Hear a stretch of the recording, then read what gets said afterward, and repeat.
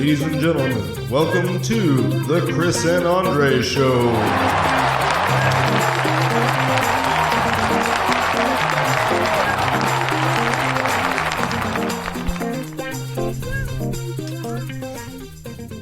Hello, everybody, and welcome to the Chris and Andre Show. We're super glad you joined us. I'm Andre. And I'm Chris. We appreciate you guys hanging out with us. It's almost been 2 years, yeah? Since we last recorded? Or since... Did I fall into a coma? So we've been... And you guys are just going to play it off like it's no big deal. Or Thanks. it's been a year. No. It's almost been... No, it has been almost 2 years. Yeah, so... Since we started the podcast. It was I think it was December 29th or 30th. Yeah. That was the first episode that we recorded, the Phantom episode of the Phantom podcast. I just imagine Where Chris in a 51st date scenario. Every day waking up. Yeah, we didn't even have an intro. We didn't have a name. That was actually, I think, where the name The Chris and Andre Show came from, because we didn't know what else to call it. And so, we'll just call it The Chris and Andre Show. Yeah. And so, yeah, that's what sparked this 2-year journey to 20 subscribers on YouTube, almost 1,000 subscribers on SoundCloud. Can I ask you a question, Chris? Yeah, of course. Did you choose that shirt on purpose? I just looked at your nipple line as I normally do when I talk to you, and I recognized the shirt. I have another question. Yeah. When am I being introduced? You're about... yeah. They're getting to that. Don't worry. They neglect their followers. Don't worry. Yeah, no, it takes us a minute to kind of get into that. It's Joe taking us off, and anyway... Let's just blame it all on Joe. So today we have another special guest, and it's my daughter. For those of you thinking that nepotism plays a role in how we select our guests, you're right. It absolutely does. And I have a pretty deep squad, so I have 5 children. So For real? Yeah. Not from one person or multiple relationships? My wife and I together, we have 5 children. Yeah. Hot damn. Nice. Yeah. So we're going to power through it. This is my awesome... I'm going to ignore Joe. Don't try to be civil now, sir. You're gonna get booted from this podcast. Same rules apply, but let me introduce. Me. Let me introduce. Yeah, same rules apply, but let me introduce my daughter. She's gone from being my watch cartoon buddy to her first Halloween wearing a Spider-Man outfit that really pissed her mom off, to one of my closest friends, and we don't agree all the time, but I'm super honored and proud to hang out with my daughter and get her take on some stuff. So Jaylee Powell, thanks for hanging out with us. Yeah, you're welcome. If I would have known we could have eaten on the show, I would have brought my sandwich. I never once asked. I just He do. never did. He showed up the second episode with a plate full of food, and every single time now he's like Brad Pitt in all those Oceans movies. What it is I go through my depressive episodes right when this podcast is starting every time. So just do it. You know? He's half Peruvian, so we can we should have high expectations, and then the Puerto Rican kicks in. We should have high expectations and just kind of accept and love, love him for who he is. But Jaylee, I'm super glad you're joining us. It's pretty dope. And I will say this: I have honest conversations with my family and friends and people I love and care about. And even my kids, because I think it's important that people have the tool set and toolkit to have good conversations. Why are you crying, yo? I'm laughing because you almost it sounds like you insinuated even your kids as opposed to being people you love and care about. A lot of people they'll have they have 2 faces for their children, yeah. And so I just choose not to do that. So whatever, I always tell my kids, be the same person you are in private that you are in public, right? Because it's hard to kind of be 2 different people. So, Character is who you are when others aren't I around. swear to God. Ooh, tell me what the definition for integrity is. I don't know. The same thing, but doing Integrity is what you do when nobody's around. I just remembered a quote I saw on my teacher's wall. Yeah. So, Jay Lee, you're going to this one school. Go Pack.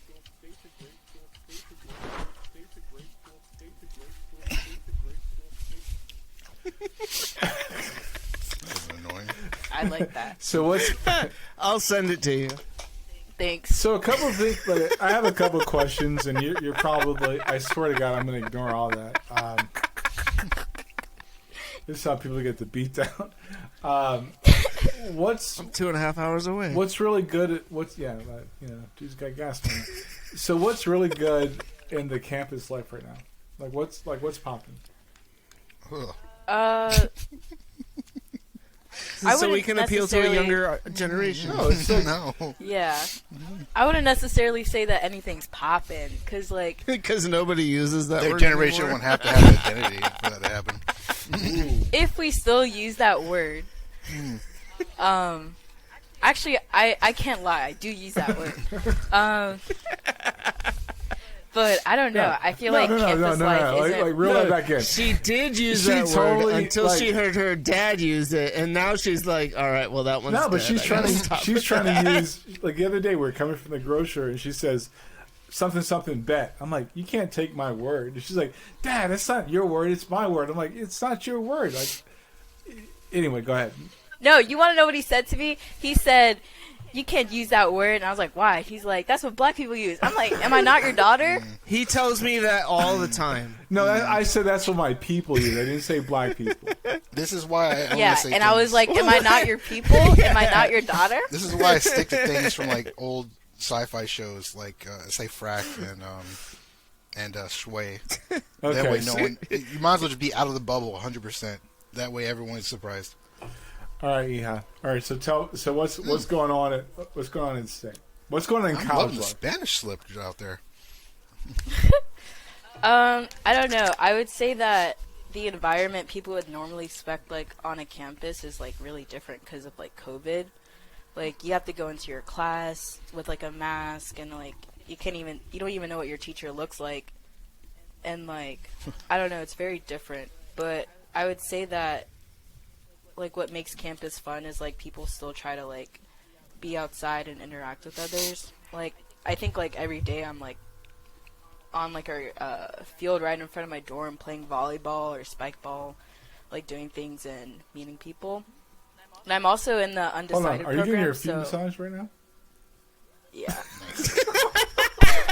I'm like, somebody's getting a massage, and I'm gonna guess it's not me or Andre or Joe, since it hasn't happened on the show previously.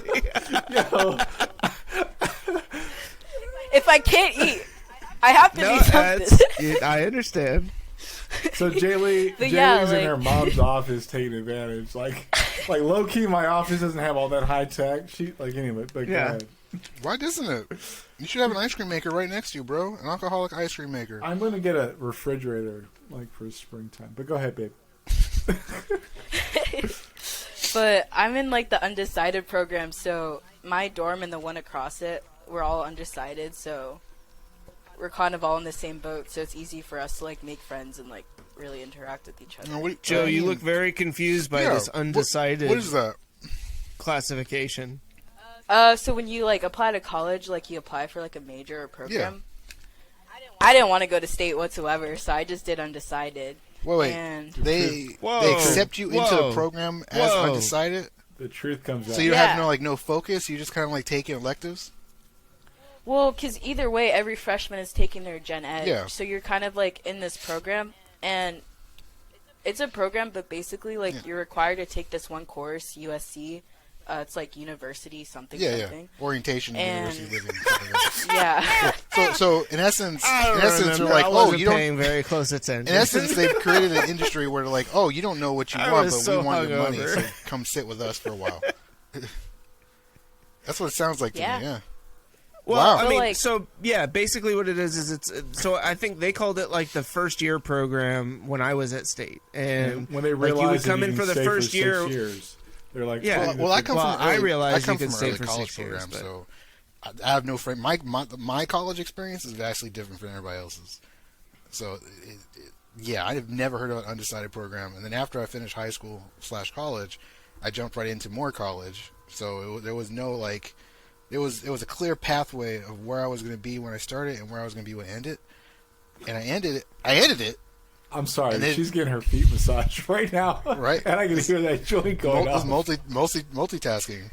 See, but like I honestly would have greatly preferred doing that as opposed to what I did, which was to go into a program like That you don't because I want. didn't know what Yeah. I wanted to do, and so I picked something that I thought would be like generic enough in business management, and also because my dad was So like, "You should vanilla. go into business management." It's so vanilla, bro. Then you can do anything. It is. And like, I mean, I learned some stuff in the 6 years that I was in that program, but I never cared. Like, I was never, interested in the classes. Like, there was maybe 1 or 2 courses that were actually of interest to me, and most of them were outside of the business management curriculum. So was it culinary arts? No, there was like intro to film. It was great. I just got to sit around and watch movies all day. So Jay Lee, do you, Not all do you day, but for think- like I get that you. one course. Do you think that the way that it's set up now, it's going to be beneficial not just to you but to other people around you? Honestly, I love being an undecided because so we're like required to take this one course and it's only one class a week and it's like 30 minutes and it's your advisor. So and why is it when I call you, you don't pick up the phone? Go ahead. Can I finish? So basically, it's once a week, and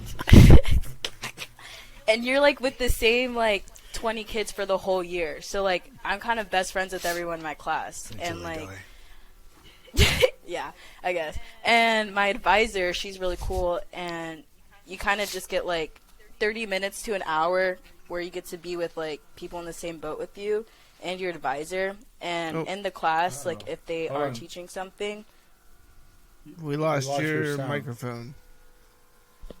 can you hear me now? Can't hear you. I can hear you because you're. Do sign language. Yeah. Because you're in the next room. But I don't know. That was weird. All of a sudden, Your mic is off. It keeps flashing off. Can you hear it now? Unplug and plug back in. Yeah. Thanks, Microsoft. Or just yell loud enough for us to hear you through your dad's mic. No. No, what? She said, can we you can't hear Oh, I thought you were like saying no to the idea because I thought it was a pretty good idea. that too. Where's this button? Yeah. Can you hear me? What the actual... He keeps Okay, me saying- Microsoft Surface. Thanks, Microsoft. I told you. Is that what she's using? Microsoft Surface? Yeah, that's her preferred. Your mic is muted, babe. Oh, she's going to get back. All right. I think she was on a good tangent there for a second. Yeah.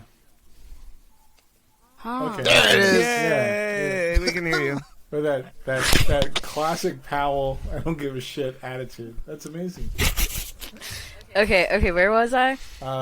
You like? Oh, the- I remember. Okay, so like you're just like in a small class with your advisor, and everything they teach you is like actually useful for college. Like they show you like how to actually use all the things you're provided and like everything you do have access to.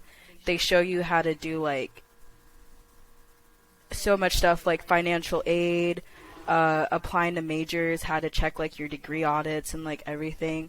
Stuff like if you weren't in that class, it would take you like a minute to figure out. Right. So it has been helpful, and I don't know, for once a week, 30 minutes to an hour, like I don't care. But doesn't really that seem it. like something that should be just required education for every incoming freshman? I think it should Like be that before doesn't you seem go like to Yeah, it it should be should- specific to undecided people? Because that's information that I never got as an incoming freshman that would have been really helpful. Yeah, and that's why I think it's unfair because, like, we get to see our advisor at least once a week.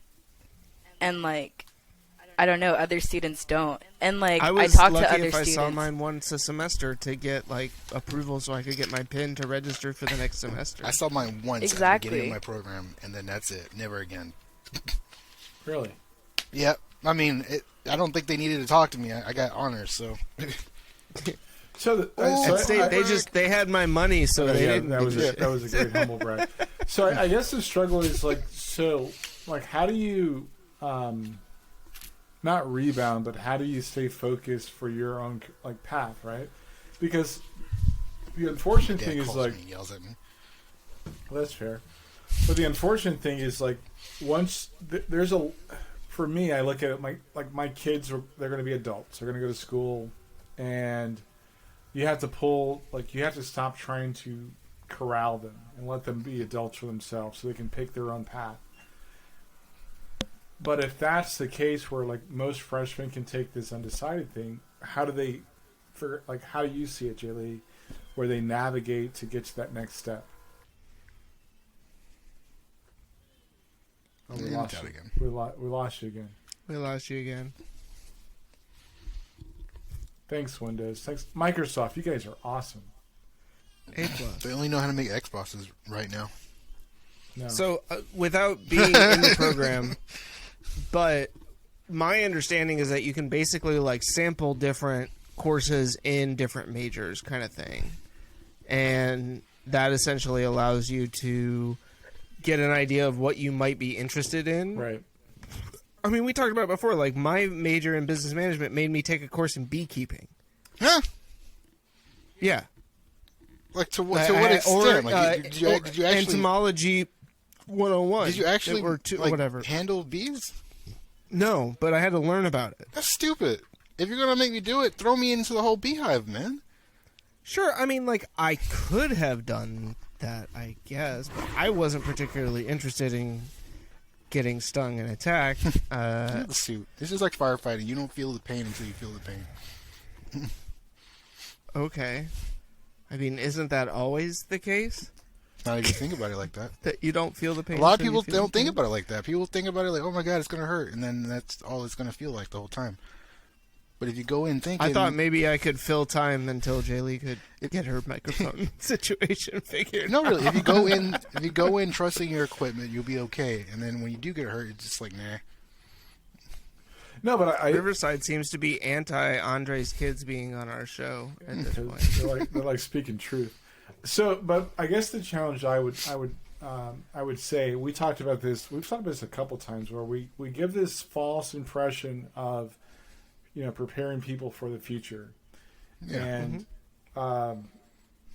fortunately, it works out for a vast majority of people. What is she? I would try signing out and signing back in again. That seemed to work last time. Yeah. I think that if we don't get to a point where we can actually help people to figure out what that next path is,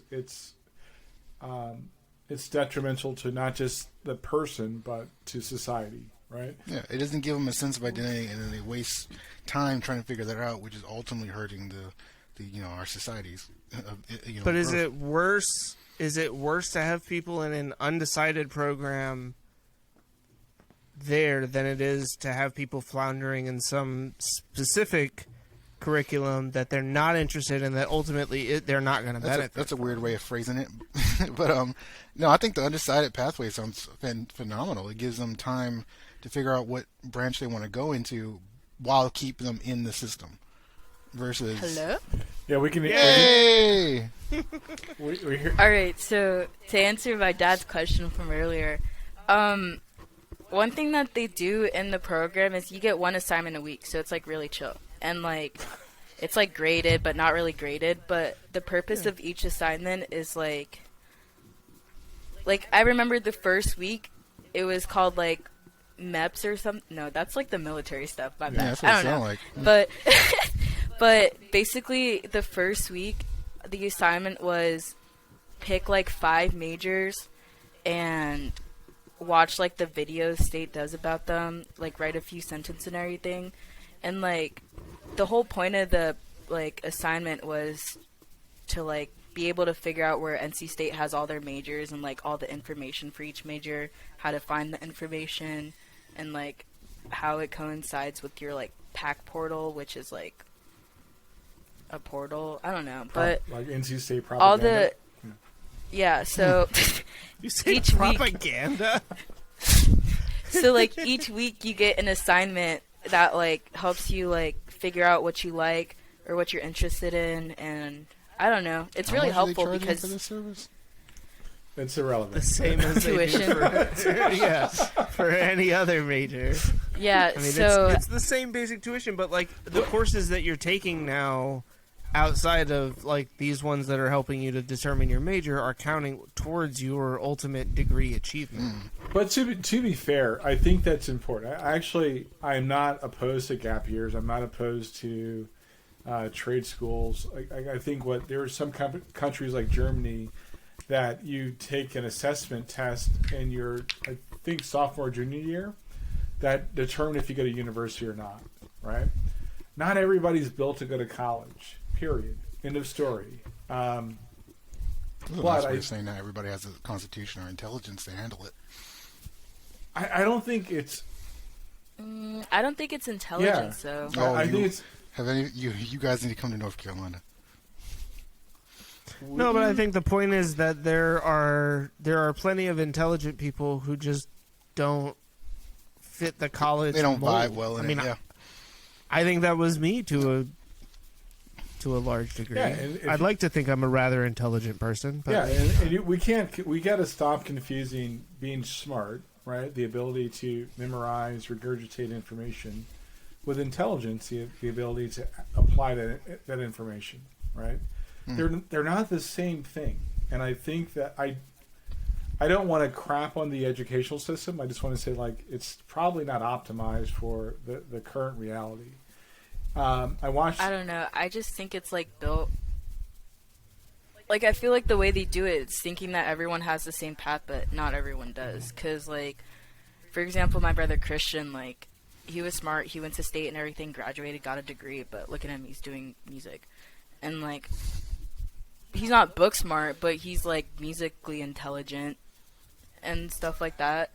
But I don't know. I just think like in public. My brother's oh my god! dumb, but... I would say this to his face, and he would say it too. Like I don't know. I would say like Matthew's more like socially intelligent than I am, like than both of us, me and you, Dad. But. You real dumb, Dad. I don't have to talk much in this episode. This is fun. Well, first of all, I'm emotionally lazy, right? Like I admit that without fault. I found that out earlier with the text messages. You don't like Big Willie style. Yeah. So dry. So dismissive.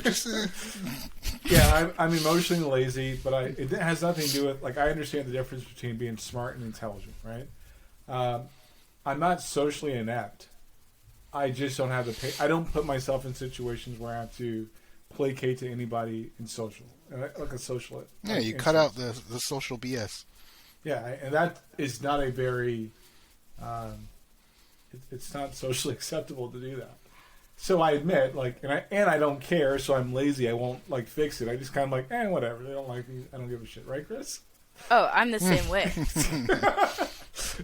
Yeah, I wish that I had more of that. I've gotten more into that as I've gotten a little bit older, but I certainly haven't reached Andre level of, like, not giving a shit. Why are you don't have so to. cavalier now that there's a female in the group? Just say No, it. it's more that every time that I say that, well, I don't know. I'm debating whether or not I'm going to bother even cutting out F-bombs anymore because we had over 100 in the last episode. There were 117. Yeah, no, that's a not small amount of work. Yeah, that took me a solid, like, 20, 30 minutes. I'll gladly do it. I'll chop up this together. thing and I'll put all the clown stuff. But the reality isn't it? But you're not allowed. Yeah, I think you should. The reality is. Wait, one question, Joe. Do you have like any more stuffed animals hidden? Oh no, I got tons. Lots. I got tons. He's got This is and those aren't even his kids. These are These mine. I know Domo. These are mine. I have a lot downstairs. Oh, it's a collection. No, oddly enough, Anyways, what were when you the saying, missus Pop? left, she didn't take any of the stuffed animals. So I guess I win in the end. Lucky you. Or you got baited. Like she was like. But Kept your Xbox. You too, do right? know I changed my username today just for this one episode. I'm sorry. Sad fire, guys. You do know that the username there means absolutely nothing. To me, it means everything, sir. It's my sense Okay. of moment. It's my moment. Oh, Yeah. I'm sorry you're sad, dude. It's cool, man. It's I don't know. We're talking. I'm not trying to get depressed or anything. It's just life is crazy lately. Dude, you're like straight up hugging a stuffed animal. You know. Having that We said, people love appreciate me you on being TikTok. strong enough to be on the episode. But back to I know Jaylee's got to like hang out with her friends because they're more important than me. And way more interesting. You used to watch cartoons with him. Those are things you kind of like. They happen, you give them up. Yeah. Am I on the show or what? Some of it. You're here right now. Like yo. Yeah, but you keep making up reasons for her to leave. Really?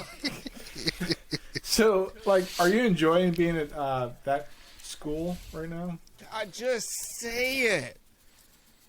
It's All not right. that hard. You've had multiple kids attend North Carolina State University in Raleigh, North Carolina. choice. It's a good school. State's a great school. In fact, some might say repeatedly with a drum loop behind it. Better than community college.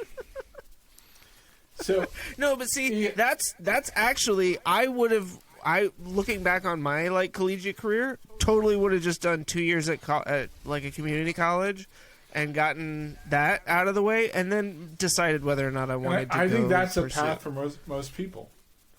I think that makes way more sense than spending your first 2 years and that much money. No offense, Jay Lee. It's your dad's money, so spend it on.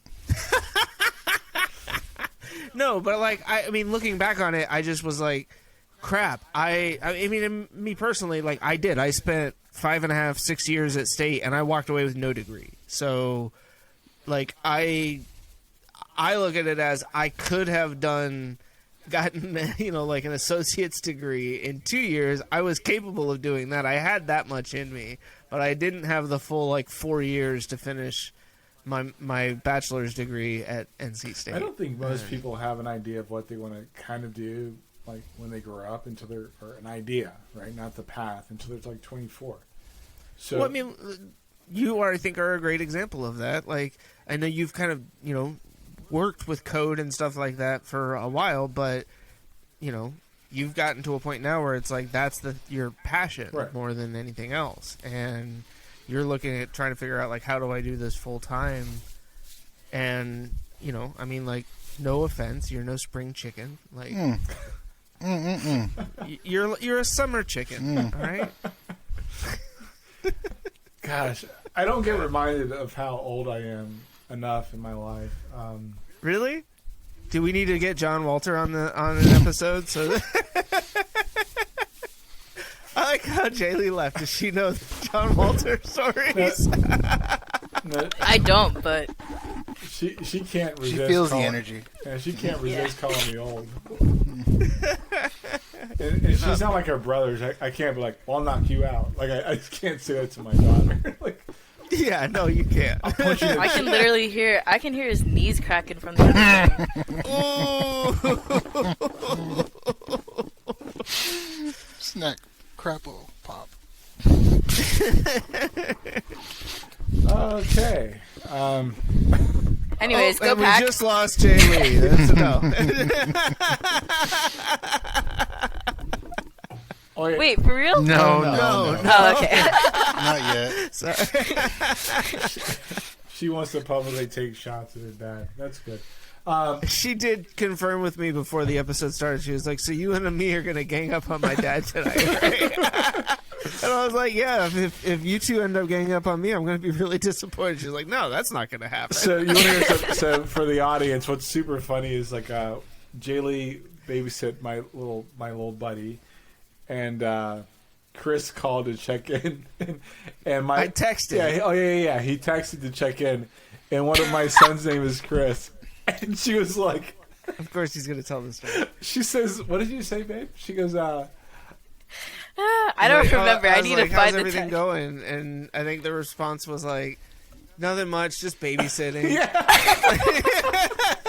And we were at the movies, and I was like, she must think this is somebody else, but at least it wasn't like just babysitting for my dad's douchey friend, or something like that. So, yeah, she's like, I think we lost her microphone again. yeah, just take it out and put it back. Like, That's what she said. I swear to God. I'm trying not to. I was trying not to. Swear to God. Joe.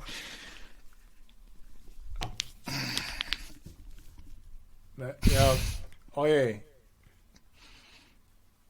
¿Cómo va? Hija. No sirve.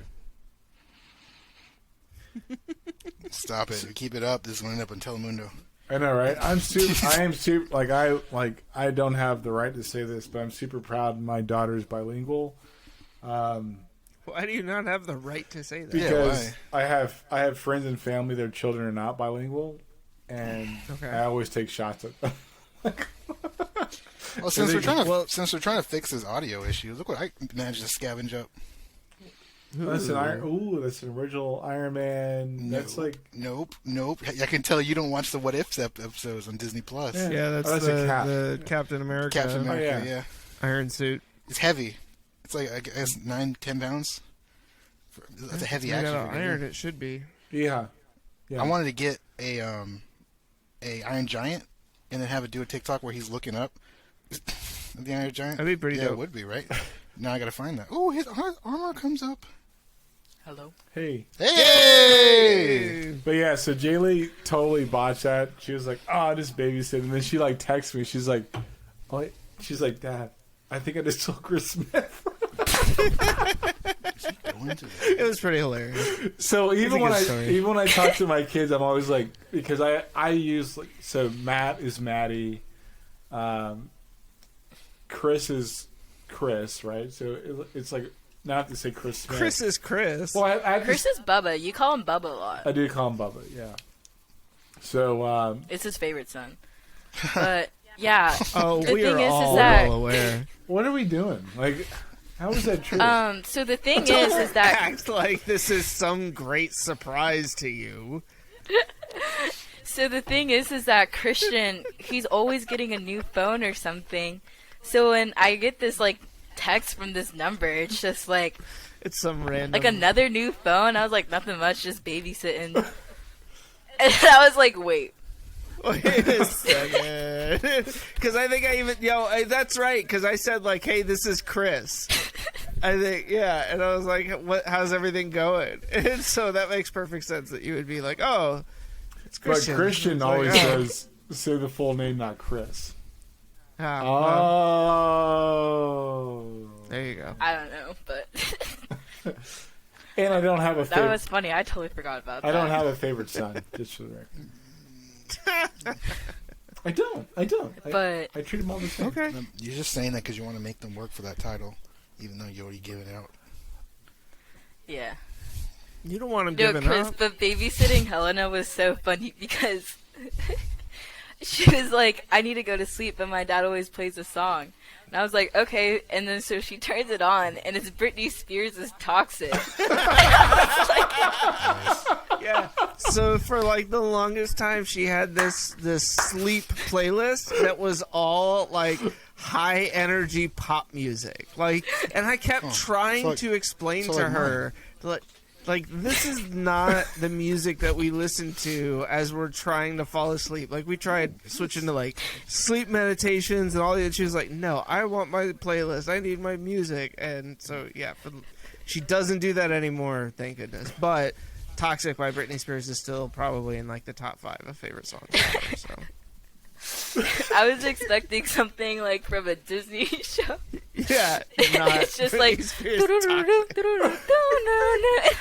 I don't even know like where she got that from. Chris, I don't know when she Come heard on, that. really, Chris? Like, are you? No, seriously. I mean, because like I listen to a fair amount of pop music, but that is not one of those songs that I feel like. And maybe it was. Maybe it just showed up enough that she heard it and was like, "Nope, that's my jam." That's crazy. Oh my gosh.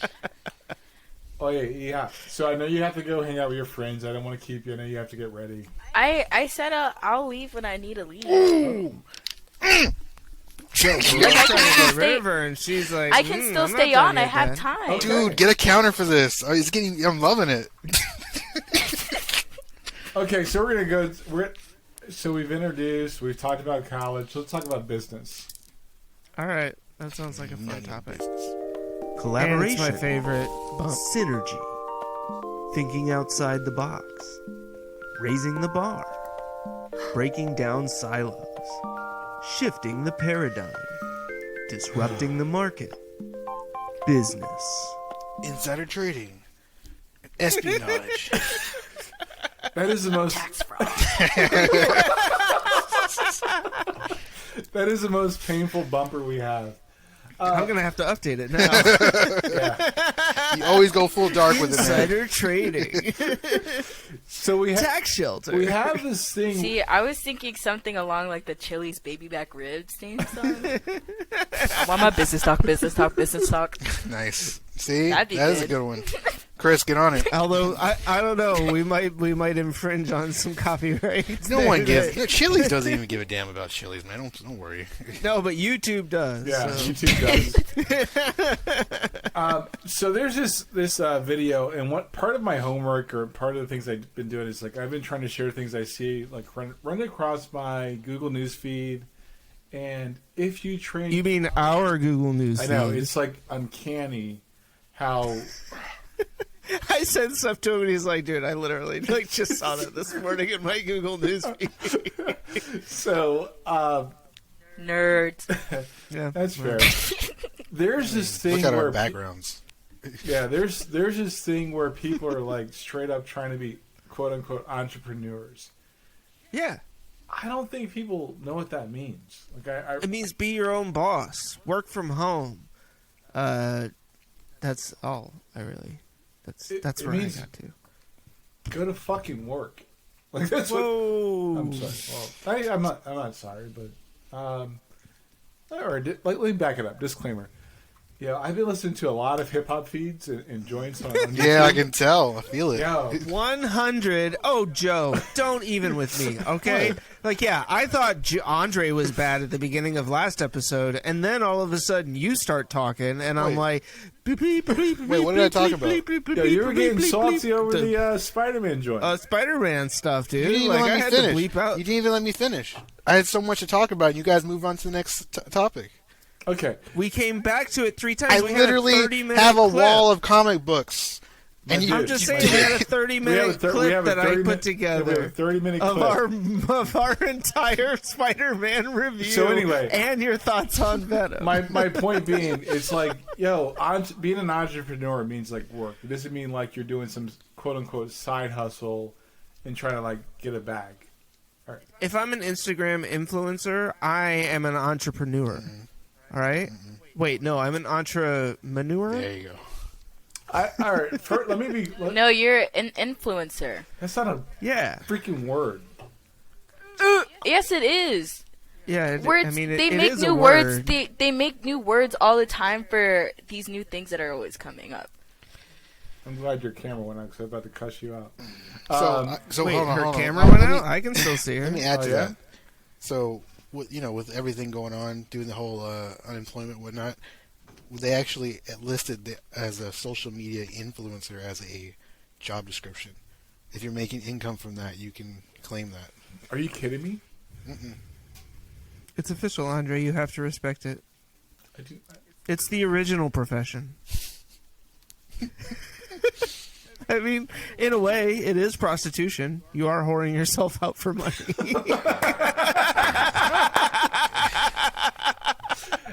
okay, look, I'm not trying to like crap all over these people. And I think it's dope. Like, go out and get like. I mean, some of if you're trying, get your bag. Get your bag. Yeah, if you're trying to eat, I will never take food off somebody's table, right? And I respect that.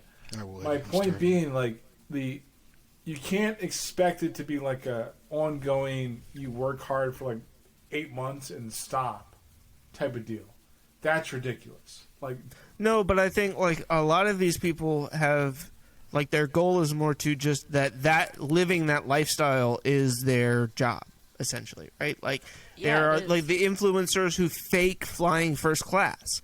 It's not about actually living that lifestyle, but about having an account that pretends to live that lifestyle that people can lust after. Sure. Okay. And so, but when it falls apart, whose fault? It's not my fault. I don't care. Like that. Like, let's be clear. Is somebody blaming you for them? Yeah, like where is this coming from?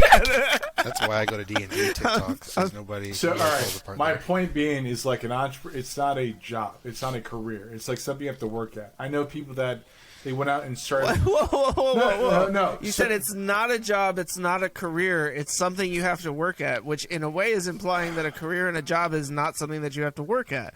Dad, it's like the same way you're like, you build a business, you kind of build your brand. Like, you are a spokesperson is essentially what you are becoming. Yeah, you're the okay, meat so puppet. in Wilmington, maybe Joe, you probably have these in Southport too, but there is a refurbishing company, like a remodeling company that does these commercials, and they have a guy who stars in all of these commercials, and under his name it just says TV personality. Like that's some job title, right? But I think that influencer is much the same thing. It's like hired spokesperson, right?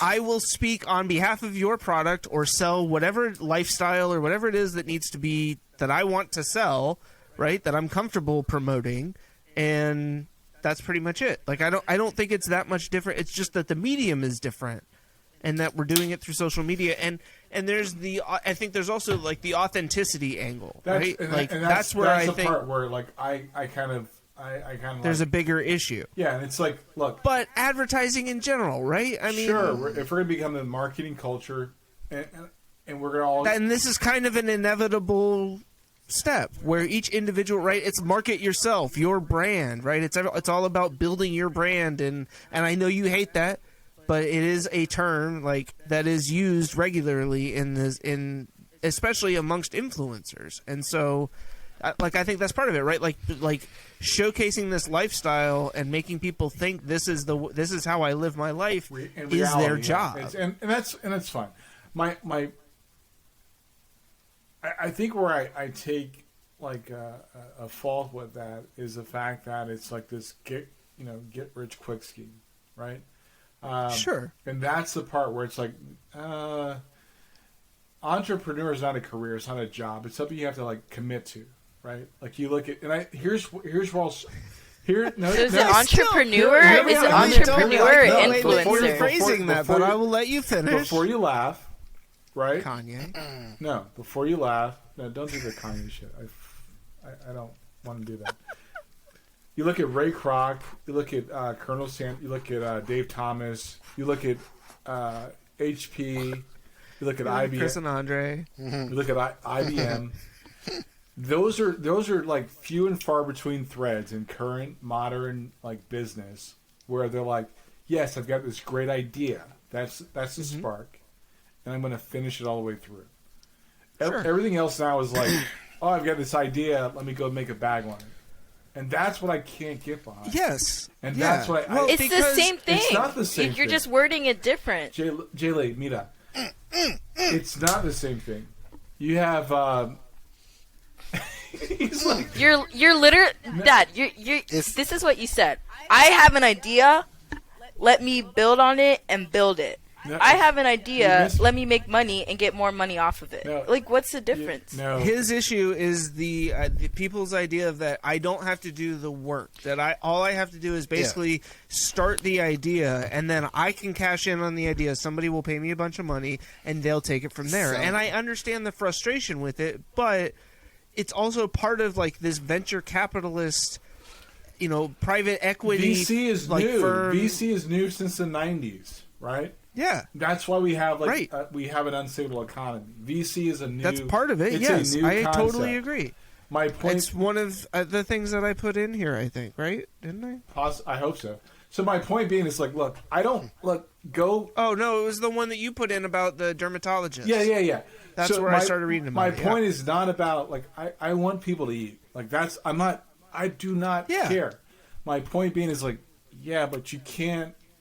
It can't be like this fly by night industry. Like nothing should be. Not everybody, right? Not every individual can have an idea, get $1 million from some private equity fund, and then retire, right? Like, first off, $1 million isn't enough to retire on these days, anyways. But change the expectation. That's all. That's all I'm saying. So one of the things that I put in here that ties right into this, and that I think I got there because of the private equity stuff that I was looking into, was talking about this tax loophole, the peanut butter secret.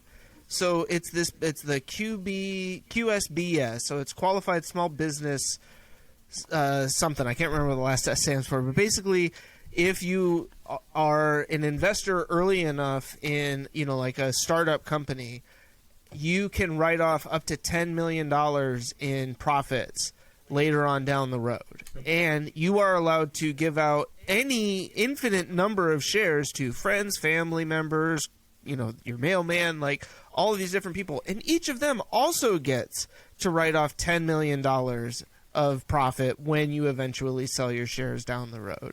And so this is known as stacking. This is a well-utilized loophole in Silicon Valley and across the small business and just like general business world. But it's now become a way for corporations who basically become private equity firms on the back end to stash millions of dollars in tax,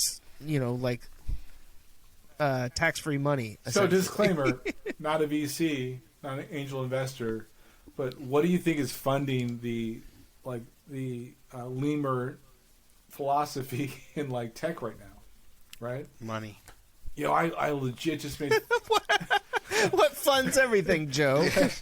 Money. I legit just made $20 million on this joint right here. I'm gonna take $7 million and put it in this BS idea.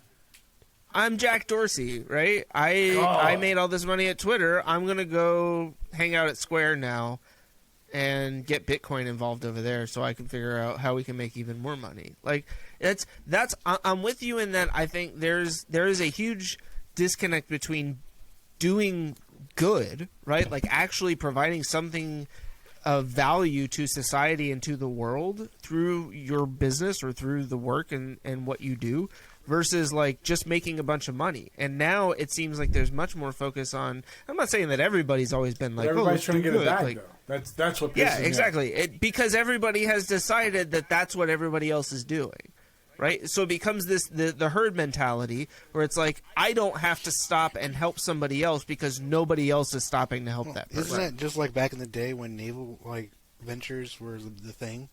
Throw your money into a ship that let it go exploring for little to no return. And it was just kind of people were chasing after them. Columbus, we've all been better for it. It's not a new idea. It's just the result doesn't. It doesn't equate to what we anticipate, right? I look. If you're trying to eat, I'm never going to take money off somebody's. I will never take food off somebody's table. That is not my. No, but Did with somebody this used to tax steal loophole food from thing, you keep going back to that. Yeah, No, it's never, like 4 times you said that. Yeah, actually, they did. When I lived in Staten Island, no joke, this is It was me, guys. I took the worst food. things in my life. We went back to our apartment and we opened the door. Well, it was already open, and what was in the door frame? A bunk bed, because these clowns couldn't get the bunk bed out of the building, out of the door. Right? We were trooped through our apartment. Yeah, they took the ice cube makers, the plastic joints. what was this? The Grinch? This is Staten Island in the 80s, yo. They took the ice cube makers. They took the salt and pepper shakers. I mean, yes, people want to eat. People steal and do these crafty things because they're trying to put food on their table. So I'm never going to prevent a person from taking care of their family. Sure, whatever. Like, if we could, like, Yeah, but I mean, like, I think at the end of the day, it doesn't ultimately matter what it is that they're stealing for. Like, the point is that there are people who will literally steal the food off of your table. no joke. In certain situations. But I mean, I would ask I don't know, nicely, and then when you say no, then I would take it. Because you're a Perucho. No, it's like. It's, I'm just saying it's. do I need to bleep that one out? I don't know. No, Perucho's okay. Like, you can put that in there. But but it is what Okay it to is. you said it. You didn't receive it. Man, you know. All right, let's talk about some shitty Fight! jobs. Fight counter. That's what we should call it. So everybody's talking about the great resignation, the big quit, and Yep. In reference to jobs in general, or just one particular. Well, yeah, I mean, like the trend of people saying, you know, I don't need your crappy job, basically. I'll take my increased unemployment benefits, or I'll sit on whatever unemployment I'm getting until I can find something better, because ultimately I've decided that it's not worth my time and misery. I would love to know what other people are doing to get unemployment, because I'm dying for it, man. Yeah, I mean, like, and I'm not, but I think there has been, right, like, we've seen this massive trend of people, I mean, like, the huge, what's the word that I'm looking for, like, deficit in people that are taking jobs in, like, the service industry. I was going to say, right? I mean, Exodus. almost everywhere that you go is now hiring. You know, in North Carolina, $12 to $15 an hour is the McDonald's that's on, you know, the island here. And everywhere, though, like every single service place. Oh, we lost Jay Lee's sound again. The Microsoft Surface just really... Yeah, this is a great advertisement. Yeah. It's a high-powered tool, ladies and gentlemen. This episode of the Chris and Andre Show is brought to you in part by the Microsoft Surface. If you want to participate in somebody else's podcast, don't buy this piece of crap. And then No, so I've actually been thinking this would be great. Like, when we do new segments from now on, not even new segments, but like we go to do business or politics, well, it's going to be sponsored by somebody, and they won't actually be paying us any money. But we're just going to start doing like false advertising. shit talk 'em. This like no shout out. A shout out to Microsoft. Yo, stop making fucking hardware because your shit sucks. Yeah. Hey, Bill Gates, like, maybe you shouldn't have left. Everything's gone downhill since. Who's the dude that's in charge now? Sanjay. Sanjay. No, that's Google. It's not Sanjay Gupta. Come on, that's racist as fuck. Oh my gosh. Finish. I know, it sucks to be on the other end of that, doesn't it, Andre? Finish what you're saying, and then I'll add to it. So, for example, there's in Arkansas, right? There's a waitress. She got fired. All right, this story was absolutely ridiculous. It's bananas, right? So wait. I have a funny story, just real quick. So one time, it was a spelling bee, and they asked me to spell Arkansas, and I didn't know what it was because I always thought it was Arkansas. And I was like, "Could you please define the word?" And they were like, "We moved from the state Arkansas," and I was like, "That's not helping." I was like, "That's not a state." And like, I think I spelled it like ARCH, Asa. Yeah.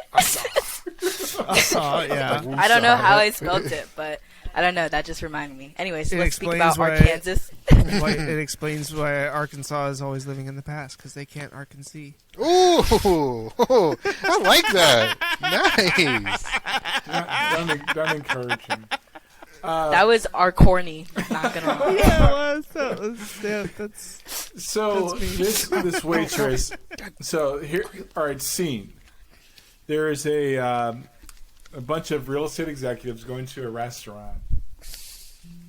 It's like what, like 100 of them? No, 40. No, it was an Italian restaurant, right? This is a scene from an Italian restaurant. Yeah, this is a Billy Joel album. Yeah. It's like 40 people. They go to this restaurant. They have 2 servers. They order so they call ahead, right, to make sure that everything is going to be cool. Like, they make the reservation. They had 40 some odd people. And I guess they had 40. Yeah, a group of 40. So they had 2 waiters, 2 servers, with the group, and they each chipped in $100, and they ended up with $4,400 in total tip at the end of the night for these two servers, right? Nice. And the restaurant is like, Pocketed a bunch of that. That's tip. really nice, but we want to pool these tips for the rest of the people here because that's just way too much. Something that they have literally never done before. It's just because money's on the table. Yeah, I've been in there. Yeah.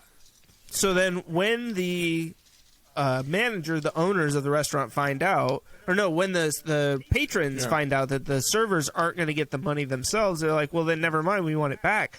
Give it to the lady outside in the parking lot, and then they fire her and claim that it has nothing to do with that, essentially.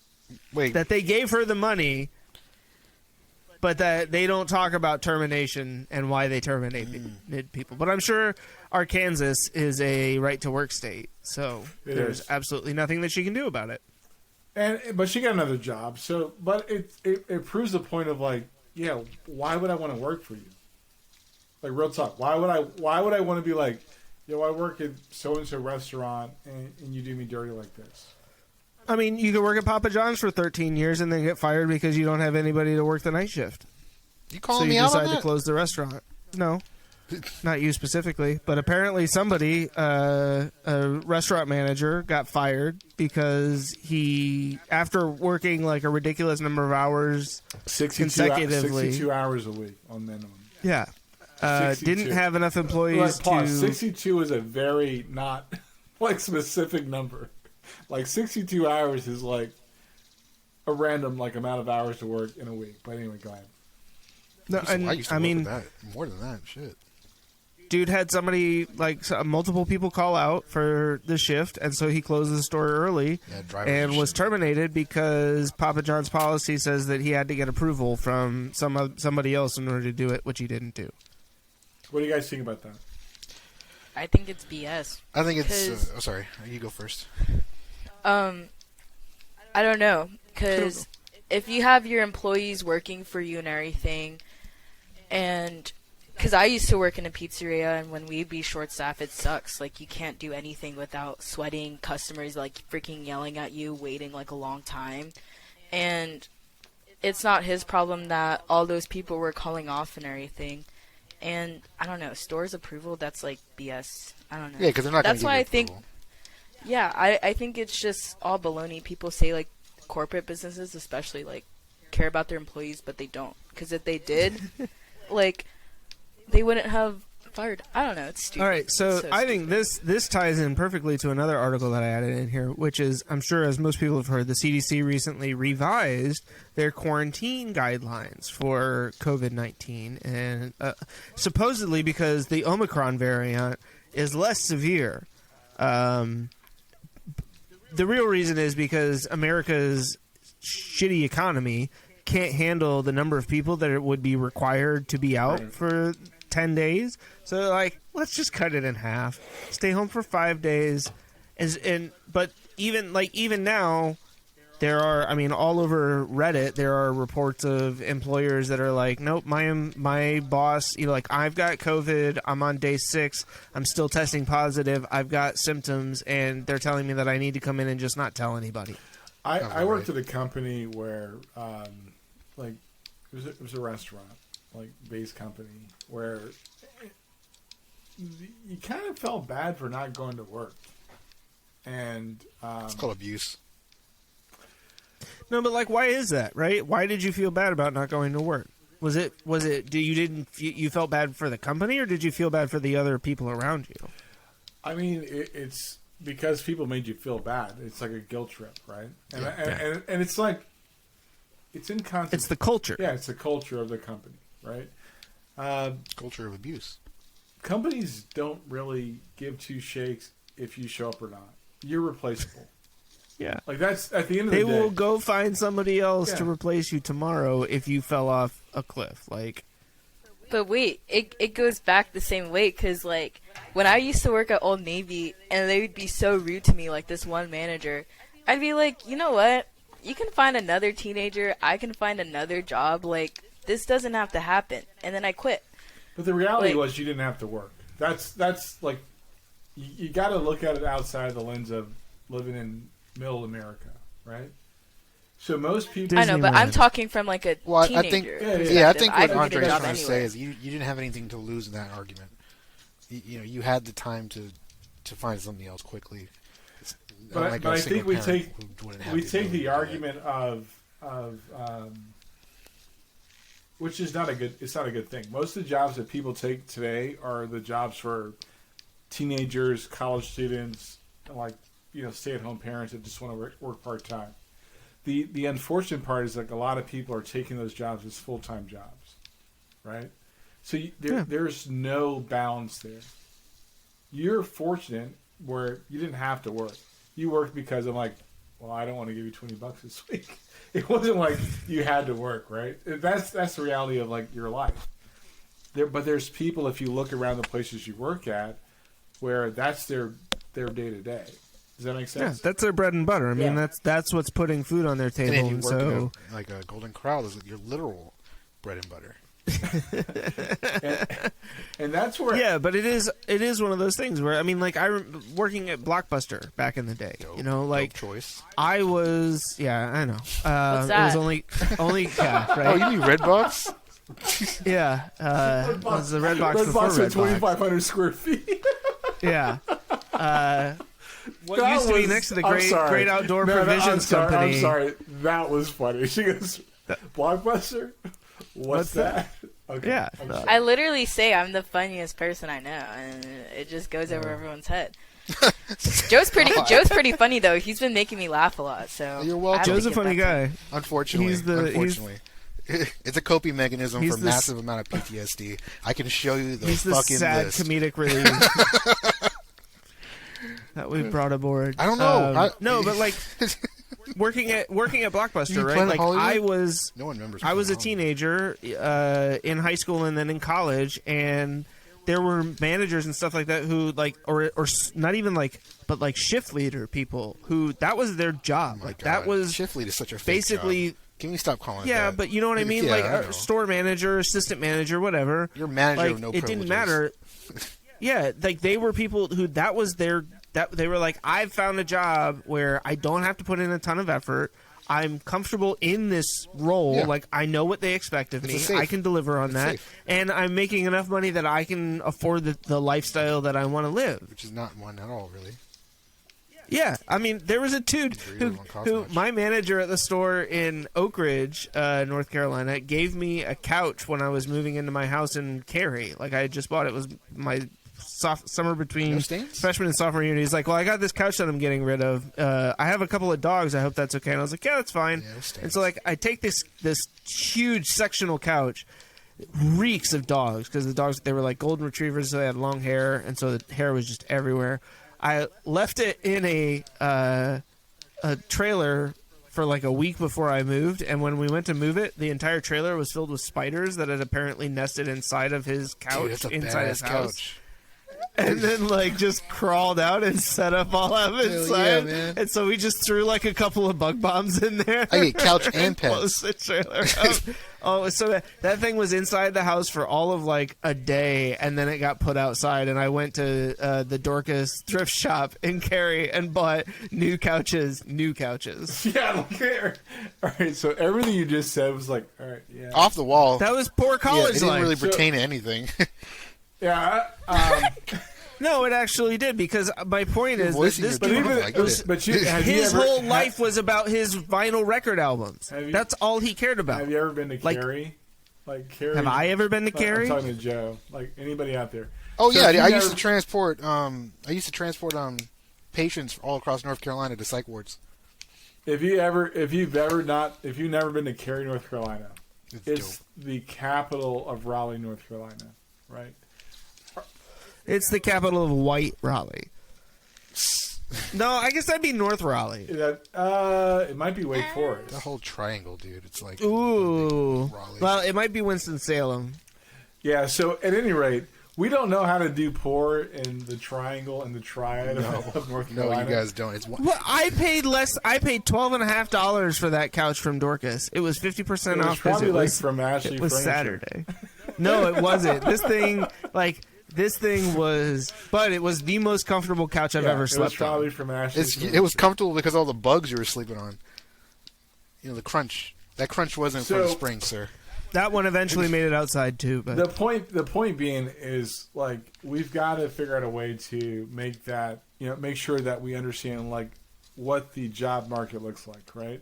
So, but I want to come back to that for just a second because the point of our conversation was kind of that what we have is a lot of people who are filling the jobs that were originally designed around like part-time employees, right? Or short-term employees, high school, maybe like, college, that are now older people who are using that to try and make a living and support themselves and in a lot of cases family members on top of that. Right. And what I wonder is, because I feel like this comes back to something that we've talked about before, where it's like if your business model relies on you being able to get this recurring, like, cheap labor that comes in from high school and college students, that you're now filling with people that are looking at this as a long-term goal, like then your business model sucks.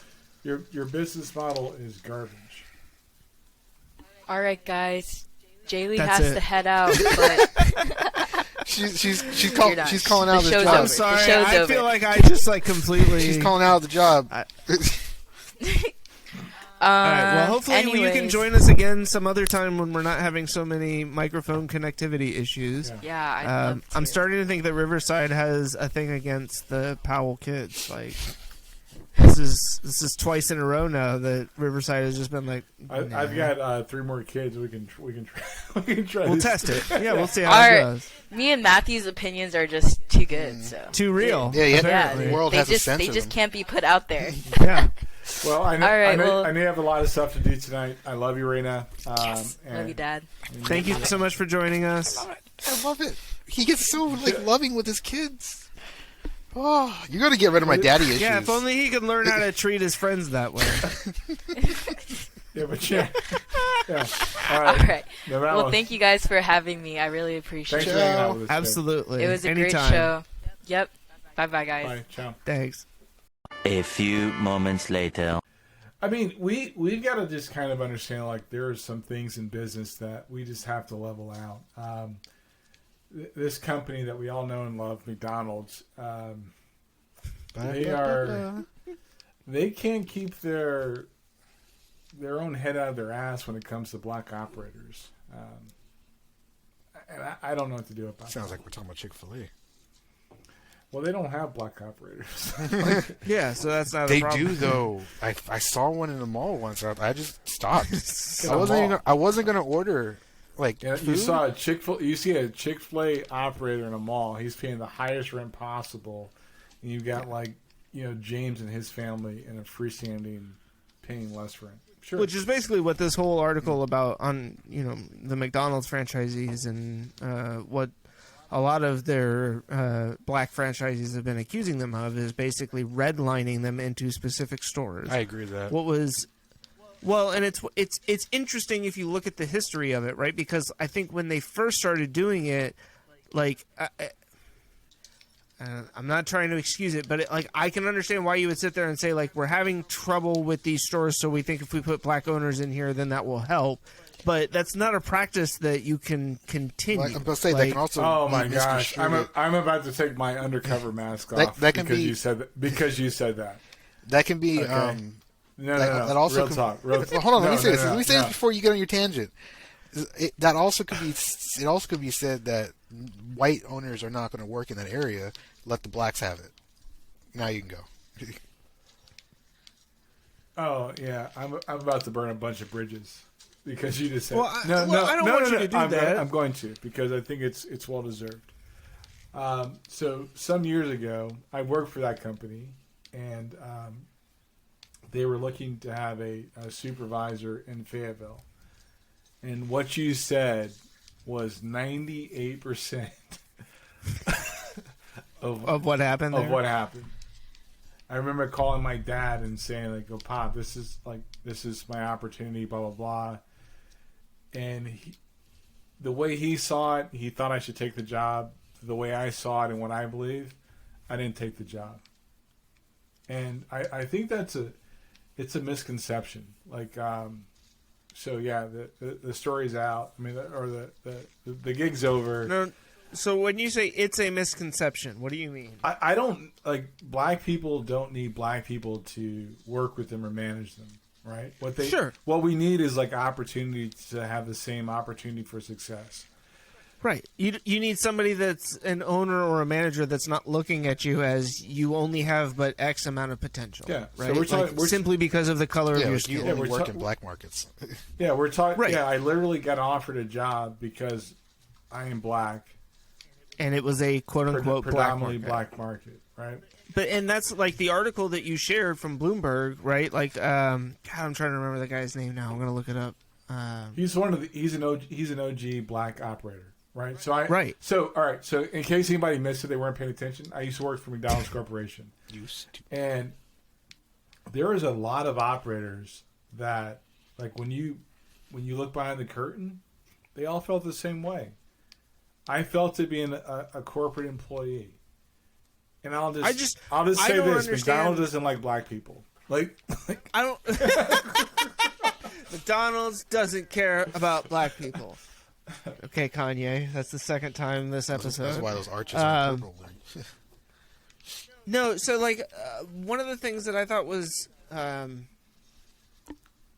like what I guess I've been trying to figure out is the McDonald's position that somehow their decision making when it comes to which existing franchisees McDonald's is owners, a real estate company. So let's start with right, that. and that's fine. But it's then not fine. That's the predicate. That's what you have to remember. I'm saying I accept that in this premise, but what I'm saying is like how is it that it is legal for them to determine which franchise, like if a franchisee has agreed to purchase stores from another franchisee owner, how is McDonald's basically allowed to come in and say, actually, we'd rather this person over here buy it? Probably some clause that you sign. Actually, right, but I'm trying to understand how that's legal within the United States, the laws of the United States. Because when you work in a state like North Carolina, that's at will, right? So some of those. But as a franchisee, are you an employee of no, McDonald's Corp? You're leasing the rights to own the franchise. Yeah. Sure. Right. So let me give you an example. Which is a whole other thing that we can totally get into as well, like the actual McDonald's business model. So let me give you some scoop. Right. Scoop. They were going to actually open a restaurant in a city that's close to the city I live in. There was an operator that lived in a city of Angels. Yeah, sure. Take me down to the very last city with the sky. Sorry, that's not. Sorry, There was an operator. I know. My brain went there. There was an operator that was in a city that was adjacent to the city, right? Mm-hmm. So this is the capital of Raleigh, where they're going to put this new McDonald's in. So high potential. Is that what you're saying? Yeah. Wait, the capital of Raleigh? The capital of Raleigh. We mentioned that before, right? Oh. Carrie. I pitched the opening of this restaurant or the new site location, and I won it. I won. I straight up won. Now, when you look at proximity, when you look at like the overall business, like would that store help my market? It would have hurt my market. It was a fucking drain. But I got it. The operator that was going to be able to spend probably more time with it did not get the location.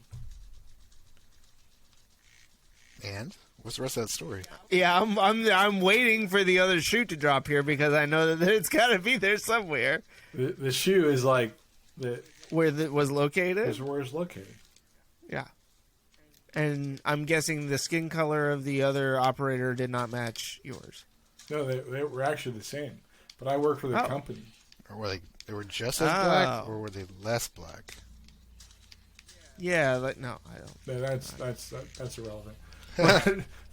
The point being is like I won out because like of the location, because of the demographic of that particular town, right? Yeah, but that's what I will say this. Looking back on it, that operator should have got that store, hands down. Why? Why do you think that?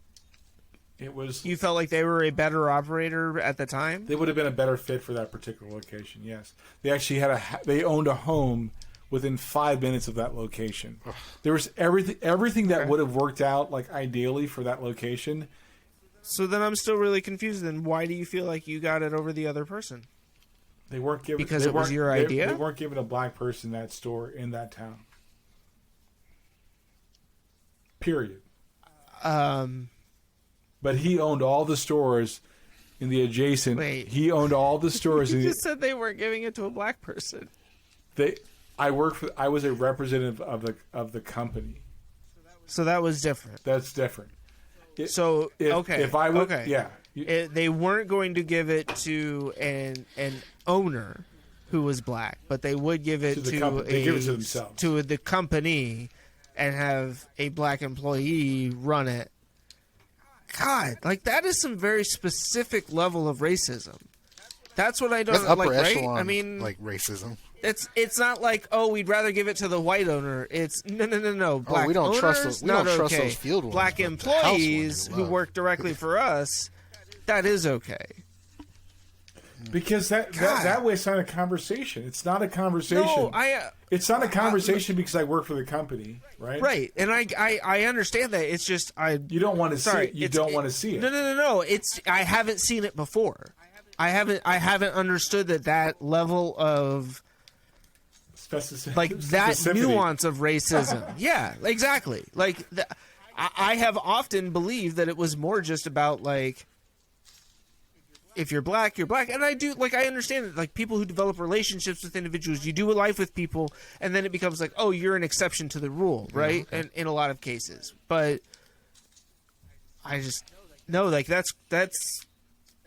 is beyond a level of, like, specificity within racism that I believed existed at a corporate level like that. Yeah, so, like... But it does, like... Cats out of the bag. Like, if Yeah. one of these people ever said, hey, what do you think, Andre, about, like, the racism in this particular company, McDonald's? I'd be like, yeah, they're racist. I mean, to be fair, like, you haven't worked for McDonald's for many, many years. That doesn't mean things haven't changed. I mean, have changed. It has. No. And I'm not saying it for that point. I'm saying it more to the fact of it's not like you have some NDA that you're breaking. Right. No, this was more a personal and / professional courtesy that you had been keeping up to this point. I've honored for years. Like, Yeah. I've honored for years. But that only serves them, not you. Well, it's not about serving me. It's like the fact that, like... And I don't think it's about serving them. It's about serving the people that you... like, protecting your not fellow respected colleagues. Yeah, the people that you know that you still care about who are part of that ecosystem. Yeah. You're not looking to, like, go out and, like, let's boycott McDonald's, everybody. Well, like, do you think that's not the point. Like, corporations like McDonald's rely on that? That they do. They Dude, create that atmosphere. I made like nice money when I worked for them, right? And the money part of it is kind of like, it's the hush money. And a lot of people, if I'm being like 100 with you, it's like they don't. It's like, yo, I'm eating. They'll do whatever they can to keep that going. Yeah. Yeah. I get it. And for me, it's like we broke up. Me and McDonald's broke up. Like that chick kept my furniture. So, like, I have no qualms with that. It's just like, and I still to this day have family members that have a very vested interest in the company. I've been very careful not to shit on them. But I will say, if you ask me in public, are they racist? The answer is yes. The answer is, like, it goes so deep beyond that, where it's like, I've been treated I was treated in a negative light because of the color of my skin, where I've had family members that want to go to bat for me, but I was so, like, it's like 25% pride and, like, just being pissed off, where I'm like, nah, I can take this battle myself. But at the end of the day, we broke up. So when I see operators going, like, saying, like, yeah, McDonald's is racist, when I see people saying, like, I'm like, yeah, they are. Like, fuck McDonald's. Like, they don't, like, that's another one. It's like, I'm hard pressed. Like, and the thing about McDonald's, they would always say when you fire somebody, you want to retain them as a customer. Wait, what was that? I mean, When you fire somebody, what? You want to You make want to sure retain them as a customer. customer. You want to make sure that they still Oh, come and yeah. eat at McDonald's Yeah. even after they stop working there. I'm a reluctant customer. I mean, that dog. I go to menu. McDonald's. That's how I am with Starbucks. Yeah. So Like, I'll go there when I kind of have to, but outside of that, I try to avoid it as much as possible. yeah, if I'm driving, I'm traveling, and I want something to eat, I'll get some fries, and every now and then maybe if because I cheat on veganism. I love seafood, but it's So like you're I'll gonna get what, a fillet of fish? Yeah, I'll get a That's not fillet of real fish. seafood. I'm never happy about it. I'm like, I don't want to give you guys Yeah. my money, but I know that that's the best like fish sandwich I can get in a Yeah. on the road. So if I'm being I mean, honest- I'd take Starbucks coffee over Dunkin' Donuts any day. Hey, are they? all Do day. they really lose money on selling that thing on what? on the fillet of fish? No, they don't. Okay, I saw that video on Filet fish- YouTube once. I was like, that's bullshit. Fillet of fish is like 30% profit. Nice. Yeah. Like you get people sleep on McDonald's all the time, right? Whew. Like From Lenten season, Oh. cha-ching. that was an operator. That was why they did it. Yeah. I'm sure it was, yeah. Yeah, this guy, I think it was in Boston or somewhere in the Northeast. The fillet of fish came from an operator, right? So, Panacea Brewing Company, our favorite vegan restaurant here in Wilmington, Ooh.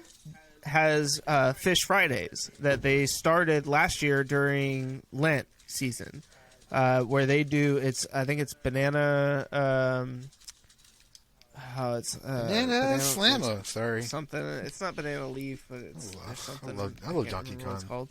The TV show, not the game. The game was great. Get out of here. Donkey Kong Donkey Country. Kong Bongo was Um, great. Yeah, Donkey Kong Country was No. my joint. Country was the jam. But yeah, like they have a fish thing that they do regularly. That's pretty good. Yeah. Um, So, But, yeah. again, I'm not trying to shit on McDonald's. I'm just saying, like, when I see these articles, and that's why, like, low key, it hits close to home. Yeah. all right, technology. Let's go. Let's talk about technology. Let's go. I hit it. It's Let's. The pain. let's talk about technology. I don't know. I guess I'll insert it later because it doesn't seem to be working right now. So, GitHub replacing Docker Hub. Part of me is like, So, like, first off, I didn't even know that Docker Hub was a thing. it is, yes. I mean, I know that now. I didn't know that prior to the article that you sent. And that was part of the reason that I decided to include this in here, because I know what GitHub is, right? Like, I've used GitHub at eArea. I've used it multiple times. Yeah, okay. I'm going to take a shot at E-Area. Yeah, do it. I mean, we just shit all over McDonald's, so. Yeah. And Microsoft. Don't. Well, do we need to stop? Do we need to stop calling it eArea now? As long as they don't get at me. Like, I mean, I don't really care. There's only one person, 2 people, 3 people that I know that still work there. 4 people, one of which I. that's 4. That's more than one. So, yeah, There's just only 1, 2, 3, 4, 5, 6, 7, 8, 9, 10, 11, 12, 13, 14, 15, 16, 17, 18, 19, 27,000 people there that I still care about. No. yeah. So anyway, Care about people? go ahead. Anyway, just saying. Oh, just, yeah, like GitHub. I mean, why wouldn't you use that as your repository for everything? Like, Because Docker Hub is pretty good. It's not a. is bad it better thing. than GitHub? It works for containers, right? Does GitHub work for containers? I'm asking not specifically to be an asshole, though I'm doing it in a very asshole-ish Yeah, I was way. like, But also because I'm trying, because I don't know, because I've never messed with containers. All I know is that you, as a developer, have had a staunch hatred for all things Docker related since Docker came around. That I recall. I still hate Docker. Okay, and so I'm just trying to figure out how anything Docker related could therefore be good.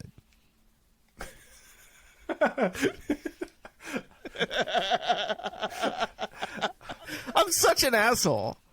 I'm sorry. You won't catch me on a good day saying anything like I will never praise Docker. Like Docker fucking sucks. This is all Chinese to me. What is this? Okay. So Docker is a container technology when it comes to software development where I'll just let Andre explain. Okay. No, go ahead. All right. That was pretty much so all let's say this. I develop a particular platform or software that needs parts of Linux, right? Okay. Let me back up. I write software on a Windows computer because I struggle with understanding that the rest of the world doesn't think that's a thing that should be done. Yeah. But I do it anyway. I need parts of Linux that work, or I need components of Linux in this environment on my Windows computer.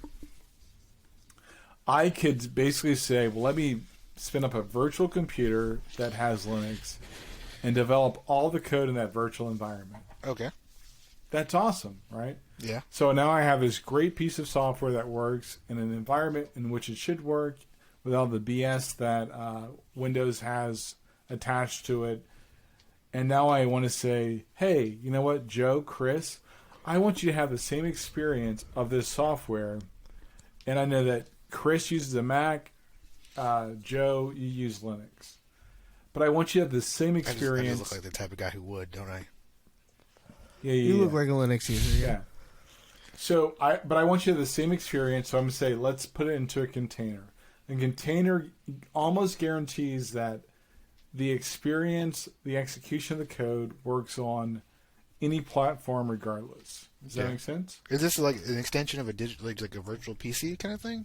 Yes. Okay. Yes. Yeah, it's a virtual machine, yeah. Virtual machines are literally, it's the same shit. It's Docker. Except now what they do is they run them in these containers in the cloud that allow them to basically access certain components of different operating systems in order to make the app work in different environments. Yes. Okay. Yes. Everything you just said, yes. It's like I need to have the same generic environment that gives the same experience regardless of the platform. Okay. So where is it where they fuck up? Because I feel like there's and. Yeah. The and is that when the whale catches on fire. Yeah, they want to get that money, right? They're trying to get a bag. They're like, just I'll let you do this. I'll let you do security sweeps on your container for $8 a month. Well, it's the only container I have, but I want to do a security sweep. You're gonna charge me $8 a month for 12 months? That's $96 a year. Yeah. So in essence, you give them your material, your data, in good faith. You pay for a service, and then they, in essence, kind of like hold it hostage. No, actually, that's not true. Because but can't they get that way? As a developer, I'm trying to make this environment set up for other people to use. Like, for example, the Chris Snyder Show. We use Pelican. The GUI that Chris uses depends on a Docker container because Chris is smart, but I don't want him. Did that hurt to say that? No, it doesn't hurt him to say that. I am smart. Thank you very much. But there are certain things that Andre doesn't want me to accidentally mess up. Oh, okay. Yeah. So we use forestry.io that pulls a Docker container that pulls Pelican. So when Chris writes stuff for our website, it allows him to get a non-technical view of the site. Okay. And to be fair, I could go in and write I'm sorry, but I just would like to be clear. I understand HTML. I could go in and write an HTML page from scratch if necessary. Yes. Oh, don't even with that face. You make that face. Come on, guys. You love each other. Get over it. We do. No, we do. But he likes to downplay, like I didn't teach him all he knows about tables. So please, other than the called we'll do a security sweep bullshit, Is there any where else does it go wrong? It goes wrong. It goes wrong because they're trying to charge you for making a stable environment accessible to other people, right? Mm-hmm. Like, and that the stable environment is the base level of building on to make something else that's super dope. But, and I'm not trying to just be devil's advocate here, but I'm just thinking as you're talking about this, like, that stable environment is something. You're saying that as though that should be something you can get anywhere. If you can get it anywhere, why are people using Docker? Because it's about accessibility. It's about access to to that container, right? What I'm trying to understand, right, is there a valuable service that Docker is providing here, and that's why people use it, or is it more that it became the trendy thing to do for some reason? It's the latter. So can you help me understand that then? So, because I'm not. I mean, as smart as I am, and technical as I am, I'm not that technical. Like I am front end technical. I am not back end technical. Does that make sense? Yeah. So I'm not asking you, Joe. I don't give a shit. That makes sense to you. The best way to explain it is that I have, for example, like for our site, right? If you need to, it does two things. It pulls our website from a repo. Puts the lotion on the skin. That happens to be on GitHub, and says, "Okay, these are all the pieces to make up an article or a page," right? Mm-hmm. Mm-hmm. Now, that's generic. Like you could do that without GitHub, or you can do that without Docker, right? And everything's fine. But Chris is like, so I have to do what to see a preview of what this page is going to look like? That's where forestry. Actually, let me back up. It's complicated because let me explain you, boy. Wait a minute. I can't do it real justice, but I can say like there's no, and it's okay. I mean, we're asking you to consolidate and condense a very complicated topic into stuff that. So I'm teasing you, but I understand that it's a lot more complicated than it is to just like, oh, here's a 2-minute like explanation of Docker the birds containers. And the bees to Chris again. Shut up, Joe. He's got a daughter and another kid on the way. He's still trying to figure it out. Shut up, Joe. He's like, which part of it did this? Shut up, Joe. So my point being, it's like that's the counter we're gonna have. Do I believe that GitHub can replace Docker Hub? The answer is yes, because the shitty part about open source software, the shitty part about Linux in general, is 95% of all the files are text files. So I can make a Docker file that says pull the latest Ubuntu, install this version of Python, install these dependencies, and generate a website. It's all a text file. So that's what Docker allows you to do, basically. That's what Docker Hub allows you to do. It allows you to take... Docker Hub allows you to have a text file that says, do these things. That accomplish this result. So not an accidental porn site. So, got it. But then, so how do you utilize Docker Hub? Like as the developer, are you directing people through Docker Hub? Then are you loading images from Docker Hub? Yes, I will say, hey, this is where this is sitting at. Pull it from here. Bada binks. Now, is that only done like in our case through the preview versions of stuff that I'm viewing through forestry.io on the back end, or is that what our users on the front end are experiencing as well? The front end is completely separate. That's sitting on AWS. Okay, so Docker then, is Docker primarily used for back-end stuff, or? For the most part. And so actually, I'd say... Look at this. I'm learning all sorts of new stuff. I'd say like there's some instances where it could be on front end, right? You could actually generate... Depends on what you're trying to do, right? I'd say primarily it's going to be in the back-end stuff. Are there other container technologies out there other than Docker that you feel do it better than Docker? The jury's out on that. It depends on what you want to spend for like server load.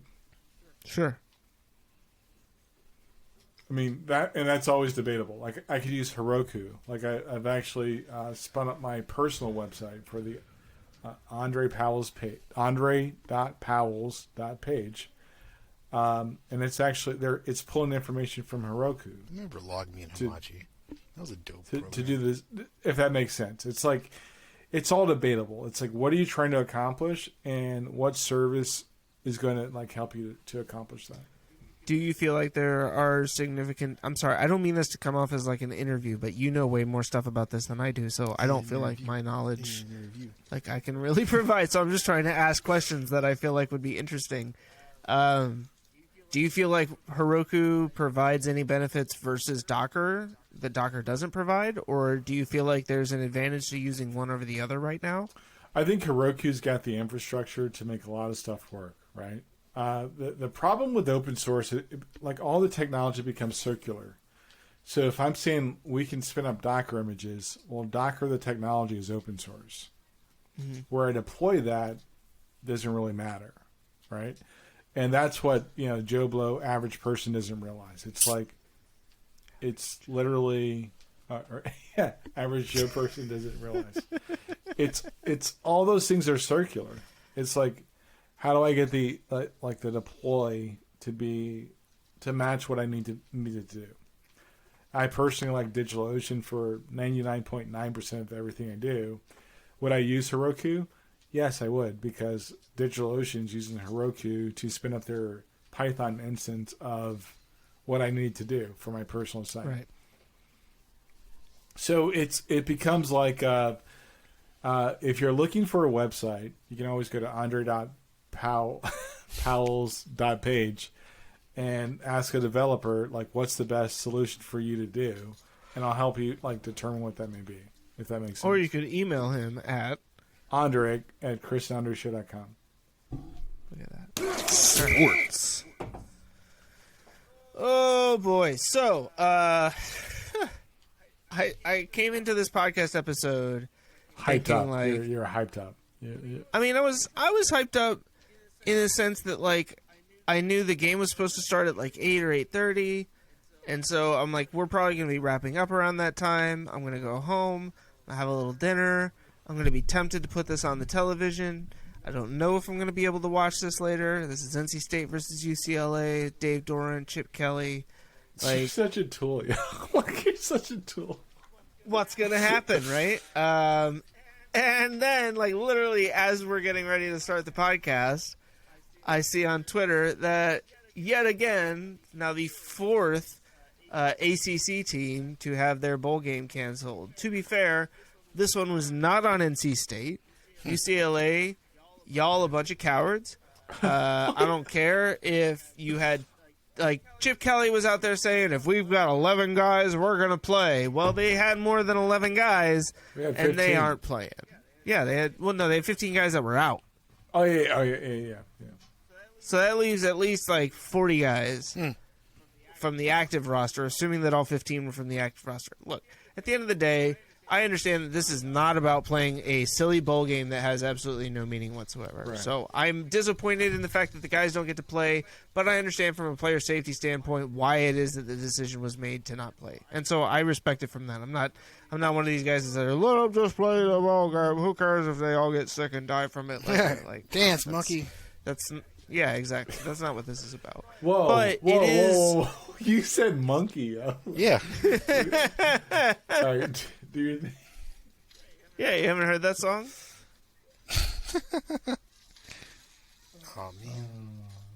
Okay. Seriously, you haven't heard the song Dance Monkey? Dance, monkey, dance, monkey, dance, monkey. Oh, Is that a song? It is. It's really Yeah. good. It's passionate. God, why is Jay Lee not here to just be like, Dad, I've played that for you in the car a bunch of times, and you know it. Anyways. Oh, my God. Holy shit. But yeah, so Boston College, Miami, Virginia, I think, and now NC State. The other three all had their games canceled because they had COVID outbreaks within their programs and decided not to play their bowl games. State obviously was not in that position. At least they got to go to San Diego, I guess, as like they got to go to SeaWorld. and see the Dolphins. I don't know. Maybe there's no real benefit out of it. They got some extra practices. Okay, yeah. Will Carolina get to play in the Duke Mayo Bowl in Charlotte, which is in like 2 days? cares? Nobody knows. Nobody I don't cares. think Mac Brown cares, really. I think he's about to get fired. But I mean, he should. Like, Mac's back on the road again, looking for a job. On the road again. That wasn't. Yeah, that was less. There he is. Joe's like, No, I was here. He's I was listening. He's I'm listening. but this is not my cup of tea. So I'm letting you guys have that. And Speaking of getting fired, Big Fangio. well, no, you're skipping a little far down. Yeah, I mean, he should be on the list. Is he going to be? We don't know yet. Please fire My him. feeling is, yeah, like he's probably gone by the end of right as the season's over. Tomorrow. Well, they got like another week. They play 17 games now. Remember, there's 18 weeks. Yeah, in the they're not schedule. going to the playoffs. No, they're not. So it really doesn't matter. You might as well fire him now if you're going to get rid of him. But what I was going to talk about is the Panthers coach, Matt Rule. So did you see this dude compare himself to Jay-Z and say, like, you know, Jay-Z had to start his own record company before he became an overnight success. that's not what overnight I means. did. I saw the headline. I did not read it, but I did see Cam's weepy-eyed shit. Like, The post game. yeah. Did you see the picture of him standing at like the 25-yard line while Sam Darnold was in the game? Little bitch boy. No. Like all by himself, down at one end, like arms crossed, looking out at the field, you know, like looking at the team, watching what's going on, but just like, I can't believe I came back for this shit. I know. And I'm not saying that Sam Darnold is worse than Cam Newton at this point. Like, they're Cam Newton- probably interchangeable when it comes to who the player on the field. I know, and I'm fine with that. I know I called for Cam Newton for MVP earlier this Cam year. Newton's freaking garbage. Jesus. Cam Newton's garbage. You know, like, Cam you Newton's just have garbage. had this Nope. Cam Newton's garbage. personal vendetta Cam Newton's garbage. against Cam Newton Cam Newton's garbage. from the day that we started this podcast 2 years His ago. first words as a baby Cam was, "Damn, Cam." Newton is They were. garbage. No! Garbage. God, please, no! Nice. Cam Newton is garbage. Please. God, make Cam Newton get off the Panthers because I don't have a three spot because Cam Newton is sucking up all the air in the room and he's You don't have a garbage. 3 spot?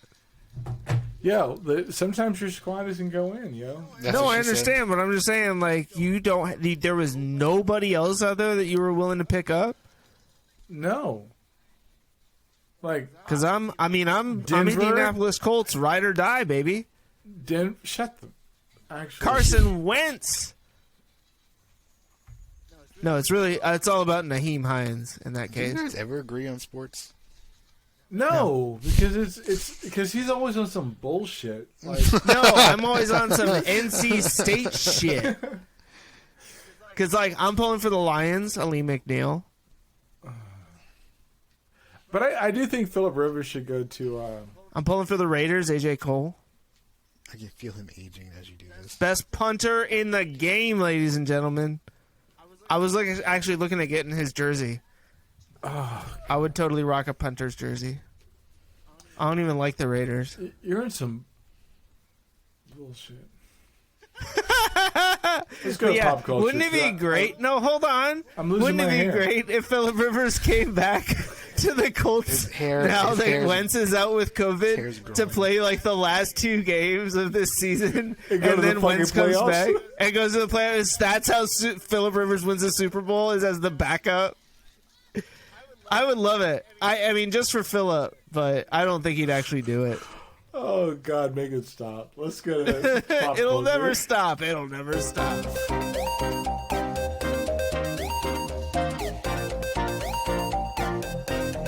Pop culture. Pop culture, I do like this beat. Pretty dope. right? Yo, I've Dude, been. Yo, that's like my. Trap Lord Ross, Patrick CC. There's a couple other channels. I can't remember them right now. I've been trying to tune back into the culture because most modern hip hop sucks. Yeah, I agree. I came across a jewel, 50 Cent. He said, "I want the money by Monday." He always wants it by Monday. It doesn't matter if it is Monday. That's my shit, yo. He said, You must take Mondays off when it comes to threatening people, right? Like that's like some restaurants close on Mondays because they're slow. And for 50, it's like, no, I just gotta take Mondays off so I can always use that threat. I want my money by Monday. That nigga said, he said, "Yo, I'm not good. Yo, 50, yo, like you don't know who I am, but I bought like." Thank God. Fuck up. Yo, I bought dude's first 2 mixtapes, and they were CDs back in the day, and he's a lyrical genius. Like the whole Stick Up joint, that was one of my favorite joints. I bumped that the whole summer. But when dude says, "I want my money by Monday," that shit cracks me up, yo. And dudes be paying him back. It's hilarious. While at the same time posting like rebuttal videos on Instagram about how they don't owe him money. Yo, and then inevitably end up paying him anyways. Yeah, that shit's hilarious. So 50, yo. It is very funny. Thank you up. for sharing that. That got me laughing pretty hard. So just to give everybody a preview, like I've been like delving into a lot of the what's going on with hip hop. We may have a special guest in a couple weeks, and it's going to be a dope episode. So you got to pay attention. That would be dope if it's who I'm thinking it is. I'm not allowed to be on. Oh, yeah, you got to be there, yo. But you got to do your homework, right? Then you got to be on your best behavior. But I feel like my material is best when I don't do any homework and I just come in. You got to be your best behavior when my daughter's around. That's what's up. But, I mean, I think he did okay today. Yeah, I did excellent tonight. Well. What do you mean? I let one slip out. That's it. It's not my daughter, so I didn't want to assume. Yeah, you're right. White men have a bad history of assuming daughters. Whoa, no, that's not what. Jesus Christ. Then I gotta come back and like cut this whole bit out. Yeah, what I was trying to say is that it wasn't my kid, so I didn't want to assume. No, I know what you mean, man. That what Joe was saying was acceptable to Andre because that's not my kid. Andre would be like, "Nah." I love freaking just watching the interactions between Andre and like in his family. It's so genuine. I feel like my entire childhood was garbage compared to that. Yeah, but mine was too, dude. Like, real talk, mine was too. So my goal is to make sure, like... that they don't have that.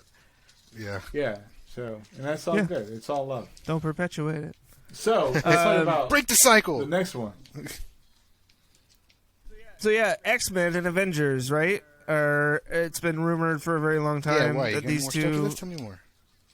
Yeah, so it's basically been announced... by Marvel that X-Men and Avengers will battle in 2022. Let's see, they were hoping that was going to be Doctor Strange in the Multiverse of Madness. It ain't gonna happen. Judgment Day. So this is actually on a comic front, right? That they have this happening first, and so they have this Avengers, X-Men, and Eternals will all be in this new epic conflict surrounding Judgment Day. In the Prince? Yes, in the Prince. Oh, these fucking assholes. Well, they're probably doing they're probably testing the waters. But the hope, right, is that it is an opportunity for them and the MCU to take that as a way to kind of springboard it. Start bringing all of these different universes together now. I don't like that. You don't like that they're doing it in the Prince? Yeah, that's. But haven't the Eternals and the X-Men they're trying to minimize. In my opinion, they're trying to minimize X-Men versus Avengers. Okay. To do it to force feed a MCU crossover. Okay. And that's not going to play out very well. Because they were. Where do you feel like Eternals plays into that? Eternals, that's Secret Wars. Oh, Joe was so upset by this news that he's left the podcast. Damn it, Joe. Damn it, Joe. No, but so- I mean, I don't know much when it comes to the print stuff because all of my stuff is ancient behind me. So I don't really know where they are right now and all of that and what they've been doing. And so I'll take your word for it that's. Yeah, they're trying to shortchange Avengers versus X-Men to, and maybe my bias is showing, but I don't think it's a good play. I do not think it's a good play. We don't have a Wolverine. We don't have Fantastic Four lined up. And they're trying to predicate what happens in print to translate to like the screen. And that's going to be fair, this is just some speculation, right? In this one specific article. This is not like Marvel hasn't announced that this is the direction that the MCU is going. It's not Kevin Feige coming out and saying, yeah, we love Judgment Day and that's the exact story that we're going to tell in the movies. This is more just speculation that it's like these three universes coming together in the comics could be a great opportunity for the MCU on the movie screens to then use that as a way to bring them all together. Since we know that they're trying to bring X-Men into the MCU already, but they don't have to rush it. That's the problem. But they don't have to rush it. But you know that they are because they see it as a cash cow. Like, can you imagine an Avengers X-Men movie? Like, leave Eternals out of it. But if you had an X-Men versus Avengers, that's an epic. That's like in-game type shit. They don't have the runway to do that yet. We're talking like that's 10 years. So down the line. You need more X-Men. Yeah, you need more. You need to reintroduce the X-Men. You need to. It's a bad play. They cannot. And I hope that's just speculation. What if it is to set up for 10 years down the road, though? Fuck, I'm not going to care when I'm 55. Okay, so what did I miss? What do you want them to do then? So I think Marvel needs to figure out a way to get the short burst with Disney Disney Plus, for example, Hawkeye, right? Yeah. Hawkeye cleaned up some of the mess with Daredevil. They brought Kingpin in. Now what it doesn't I haven't finished Hawkeye yet, just to be clear. Oh, no, shit. Heavy split. No, it's okay. I knew Kingpin was in. Yeah. Okay. So I think they need to take advantage of what they have currently in production, the right way to introduce characters and teams and not try. I'm not. If I'm being honest, if they stretch out X-Men for 10 years and Avengers versus X-Men to get to Secret Wars, I don't care. At the end of the day, I'm like, yeah, I'm good.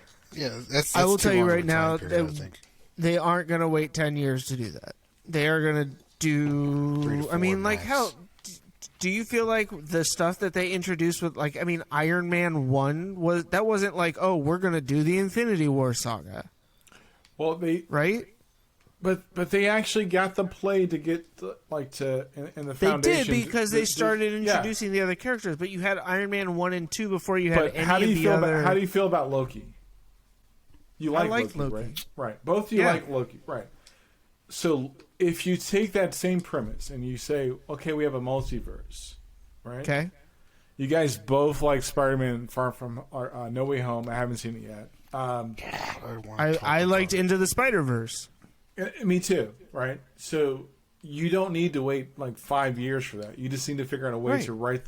You need to figure out a way to write the story. You're the one that said that takes 10 years to get there. No, I'm saying if you do Avengers versus X-Men, if you do Secret Wars, that's fucking 10 years. I'm not waiting around for that. I'm going to move on. But you just said it doesn't take 10 years to get there. Make up your mind. Does it take you 10 years to get there from here now? No, you're being... I'm trying to figure out. Are you saying it takes them 10 years to tell those stories? Or it takes them 10 years to get everything set up for them to be able to tell those stories? I think Go ahead. So I think what Andre is saying is that they should take advantage of what they have now, and so right now Marvel and whatever Disney is doing everything in like rapid succession, like with their Star Wars shows, with their Marvel shows, their lineup. They're only doing one so far. They said they're doing multiple seasons, but I usually don't believe that until I see it on. It's probably gonna be like screen. 2. Yeah. Right. So, but it's not in Which traditional. I'm fine with, honestly. Like I don't need 15 seasons of the same show. Yeah, I would say it's not traditional American, cinema No. design. It's very Japanese design. Like, let's throw it out there as quick as possible and then move on to the next one. But then if you want to build something in relation to that, you just build something new, building off of it. It's not a direct it's not like season 2. It's, for example, like Hawkeye is going to run into an Echo show. So that's going to be dope as. But so the point, I think what he's trying to say is Marvel needs to keep doing that kind of like consistent world building in a rapid succession creates a bigger narrative that then when you introduce a movie, you didn't have to have that much build up to it. You already know all the characters in play. Instead of having like 3 Iron Man movies that lead up to like an Avengers movie, yada yada, or vice versa, you just have those shows and then drop a movie. But see, I feel like that makes the idea of bringing the X-Men into it that much easier, because you don't have to do 3 movies. What makes it easier? Disney the Plus? fact that you could, that you have Disney Plus and you can do. We agree on that. Direct to streaming shows. I don't disagree with that. What I'm saying is I think you could tell a lot of the in between story through that stuff and start to introduce elements of like the X-Men, and that's what I think they're going to do. I don't think it's going to be like the very next movie is like, oh, it's all of a sudden it's Professor X and the X-Men show up and they're fighting the Avengers. Like, I think there's going to be a progression to get to that. Yeah. Like, they'll start to bring certain characters in through whatever multiverse stuff or whatever that it is that they want to do, and then we'll eventually get to, okay, this sets up to tell X story arc. Yeah, it's gonna be that's just the like they did with Infinity War. No, that's why is that the problem? It's the exact same thing that they did with Infinity War. No, but Infinity War was like it was a long, drawn out thing. That was prior to Disney Plus, right? Yeah. I don't think most people need to see like what builds up the X-Men, and this is where I think your theory goes south. Okay. Supposedly in Black Panther 2, they're going to bring in Namor, right? Which is going to be dope. I love Namor. I would love to see that. Yeah, that's going to be like the hotness, right? But they've also kind of said like, how do you bring like the Deadpool character in, because that's the plan. So Deadpool's unique. You literally just drop him in. He just walks through the doorway. Oh, hi guys. I have literally seen ideas on Reddit where it's like he's been there the whole time and like nobody noticed him. Like, that's the kind of like a Deadpool character. There's a million ways that you can write that one. Don't park on the speed bump. But the idea of a Namor in Deadpool brings up the quote unquote mutants that should have been there the whole time, but they. So hear me out. This is what I'm thinking is going to happen. I've been thinking of this for a very long time. With the whole Wanda vision, yada yada, I think at some point she's gonna make that wish, that so-called wish. Instead of saying no more mutants, she's gonna say something else along those lines, but the opposite, and she's gonna bring mutants into existence. I saw the trailer for Doctor Strange Into the Multiverse, or whatever the hell they're calling that train wreck that's bound to be. Multiverse of Madness.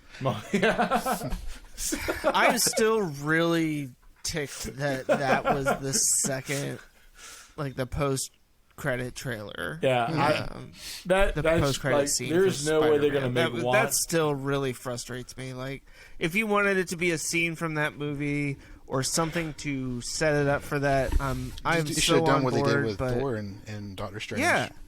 Exactly. I mean, like, it wasn't. It was there, and it's the first time that they've done this, where it was literally just a trailer that was all cut up. All they have to do is like legit go with their current like lineup, right?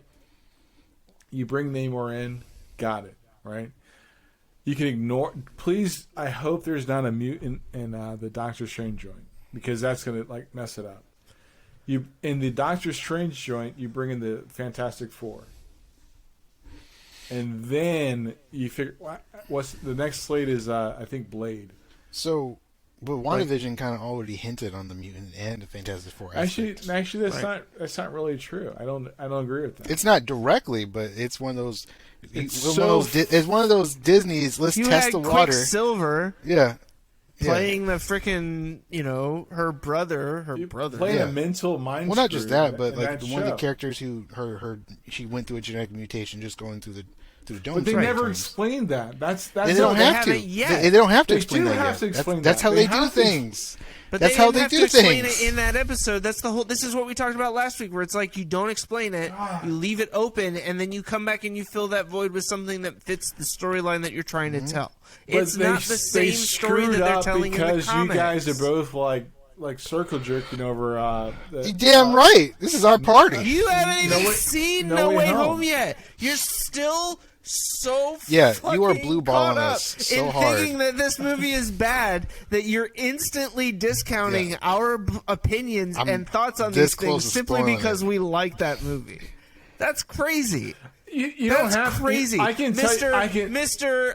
I'm not set in my ways. I'll listen to opinions, but we're sitting here telling I you like can No tell Way you- Home was a great fucking film, and you're really gonna enjoy it when you sit down and finally fucking watch it. I'm and not. he's just like circle jerk, blah blah blah blah blah. You come in with your mouth open. You're like, I I'm love sorry, you. guys. You know that I do. It's not just the- it's not the hilarious point. to sit here I'm and watch you literally like telling you, fucking- I'm planning on watching the movie. Mm-hmm. I want to believe both you guys is like your perspective of the movie. I don't think it's going to happen. It Like, is I really don't. like a, I'm not saying that they're going to get it perfect, but I mean, they have been pushing to get, like, just like they pushed to get Spider-Man into the MCU, right? There was a reason for it. Yeah, and Because they fucked had up. this larger story. Okay, you think they fucked up, and the rest of us Americans all love Tom Holland now I'm not and say, American? thank God the Brit finally came. I said the rest of us Americans. You are one of the Americans. The rest of us Americans all love the Brit and thank him for coming over and saving the Spider-Man franchise. by way of Civil War. Sure. that was a really good movie, though. That's By actually- way of the hottest Aunt May any of us have ever seen. That was my top 3. I don't know. Don't knock old lady on me from the Todd. First of all, actually, what are we doing? Like,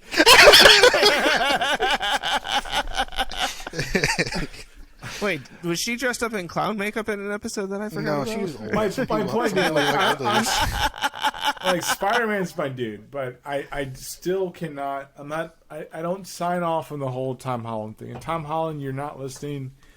It's not your fault.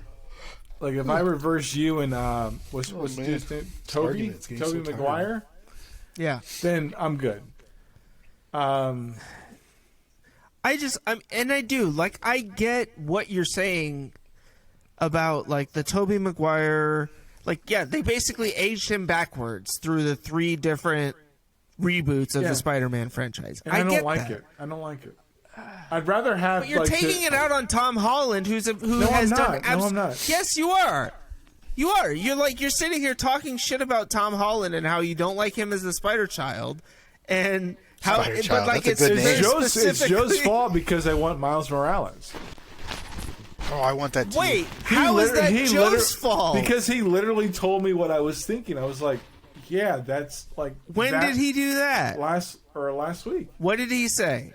He said they literally like that's Miles Morales, like the Spider-Man you're looking for. I was saying that the storyline that for They're this trying new to tell. Spider-Man, they're whitewashing the Miles Morales storyline. In essence, that's what they are doing. They just put Aunt May. They replace his dad with Aunt May. I'd rather have Miles Morales. Like if I'm being, and it's not a knock. But on you're him. gonna get that in No, I'm not. Spider-Man we will across the multiverse. We will not get Spider-Man in the MCU. Period. We will not get Miles Morales. We will not get. I think you will We at will some not point. get Peter Parker mentoring Miles Morales. I say think you this. Let me could. say this, Andre. I think this This is all why we sets tell you. that up. This is why we tell you need to watch this movie, because there's so many nods to other things that they're setting up, and there's a Seriously. blatant Miles Morales reference in this movie that you're like, you need to see, and it's given to you by a very good actor that you will love. And this is coming from somebody that is not, some whitewashed, guy I'm the other. I'm not hating. Like, No, I'm not- but I mean, it certainly seems like that is playing a significant role Oh, here. now. This motherfucker's he's saying. I know. I'm gonna play the reverse racism card. That's I am right. not fucking doing that, yo.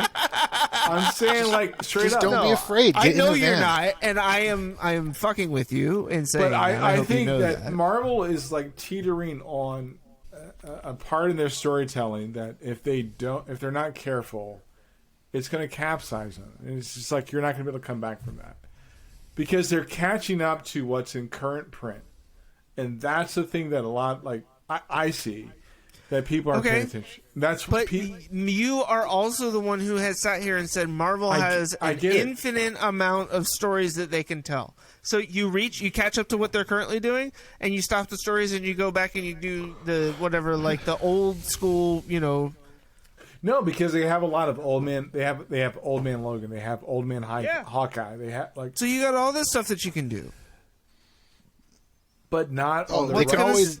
not They can on the- always do a contest of champions, like where they just take all these different multiverse heroes, the variants, that have them fight each other. and they can also do stuff where they say that it's not all within the same universe, right? And they then can have they become spin-offs. DC. Then they become DC, right? But that's But better, because DC could never do it. The Well, way the they Batman, the latest trailer. do. Yo, You mean for Flash? no, the Batman. yeah. The with- new Flash trailer did look pretty good. No, it's Did you the- see the- that? I haven't. Oh, seen you it. mean the actual Batman one? Yeah, one with the cat- with the cat Twinkle Toes from with- Twilight. Yo, have you seen that trailer? Yeah, I saw it in I theaters when have. I went to go see Spider-Man: No Way Home. I just have so many questions about that. Like, what market is that new Batman for? It's year 2. I think it's gonna be. It's all the dope. Twilight fans that have grown up. No, I think it's almost like. I swear to God, I'm gonna punch you in the face. This is the post-breakup. Dark Vampire is love. it Dark? God, Long Halloween. No, it's not Dark It's a Knight. mixture. It's a mixture between Batman Year One and Dark Yeah. or Long Halloween or whatever that fucking shit was called. I think Robert Pattinson, he might be the truth on like the across the board Bruce Wayne Batman. Did And I you don't. say the same thing about Ben Affleck? I've already said it about Ben Affleck. Right. So I mean, you gotta pick. Who's the truth? Yeah. You don't want to know the truth. You I can't handle I the haven't truth. seen the Batman yet, but I think if No, but you've seen the trailer. I think that it may be Pattinson. I think it may be So- it may be Twilight. Maybe I I can't even believe, Mister. Wait, prove it. Show me you can do it repeatedly. Is going to sit here and say, based on the effing trailer for this movie, Robert Pattinson might be the truth for Batman. Yo, have you seen the trailer? Yeah, I just told you I saw it when I went to The go see latest- Spider-Man: No the Way Home. You ask, have I seen the trailer? The- and you do not yet look at my TikTok where I parody it. No, we don't go on Sir. TikTok. Jesus Christ, you guys are assholes. No, I have seen the latest trailer. Yes, I saw it. What's that joint called? I don't what The Bat and the Batman. I swear to God, The Bat in the Hat. it's the cat or some shit. Like The Cat and the Bat. the cat and the bat and the cat trailer. Yo, Yeah. I'm telling you, dude. Who's I'm shorting? not saying that it isn't going to be a good movie, and I'm not saying that Robert Pattinson can't be a good Batman. I think he's about to mess up the whole game on the Batman. Great.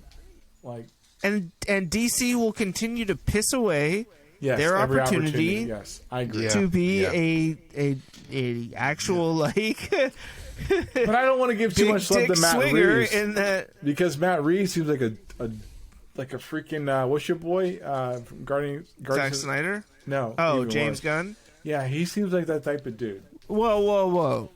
Who's worse, Zack Snyder or James Gunn? Oh, James Gunn, like a millionfold. Get the fuck out of here. You are so full of shit. That's where we're at? That's where we're at? Yeah, that's where we're at. You're going to sit here and tell me that Zack Snyder, who produced that fucking abomination that was that shitty zombie movie in Las Vegas. Yo, if I shoot you dude like that, that's what. You take a lot of joy out of your pain. I swear. Like, he said, don't talk about my dude. He said, get the fuck out of here, James Gunn. That dude walks on water. Yo, he's garbage, yo. I'm not saying that guy gets it all right, but I'm saying I would take him over Zack Snyder to direct my I think film they're both any like, day. if they're both booty garbage. But I asked you which is worse, and It's you told me it James was Gunn. James Gunn, and you could not be wronger. Have you seen The Suicide Squad? You know that I have because we talked about it on this it's podcast. Fucking garbage, yo. It's fucking garbage. Okay. Have you seen any of Zack Snyder's Yo, films? Justice League Snyder Cut? Yeah, 4.5 hours. The dude needs almost 5 hours to tell a decent fucking story. I'm sorry. Yo, I fuck with Zack Snyder on that level more than I fuck with Yeah, I James bet Gunn. you do. Yo, How does James your wife Gunn feel about that? James Gunn is fucking garbage, yo. Like, he's fucking garbage.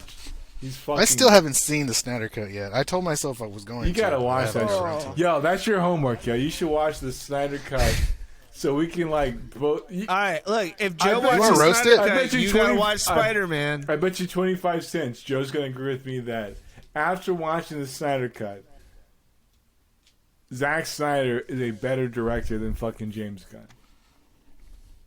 Joe, what are your thoughts on James Gunn and Zack Snyder without having seen the Snyder Cut? James Gunn, I don't really have no opinion on him. I've Because seen his he's stuff. garbage. Yeah, he hasn't really blown me away with anything. So you didn't care that much for Guardians 1 or 2? Man, he's fucking bullshit. You know, I think Hey, Guardians I'm 1's a lot talking to better Joe than here. I I'm just saying. think Guardians 1's a lot better than the second one because Guardians 1 had more to gain. Yeah. Impressions wise, the Yeah. second one was good, but Was I Iron don't- Man 1 worse than Iron Man 2?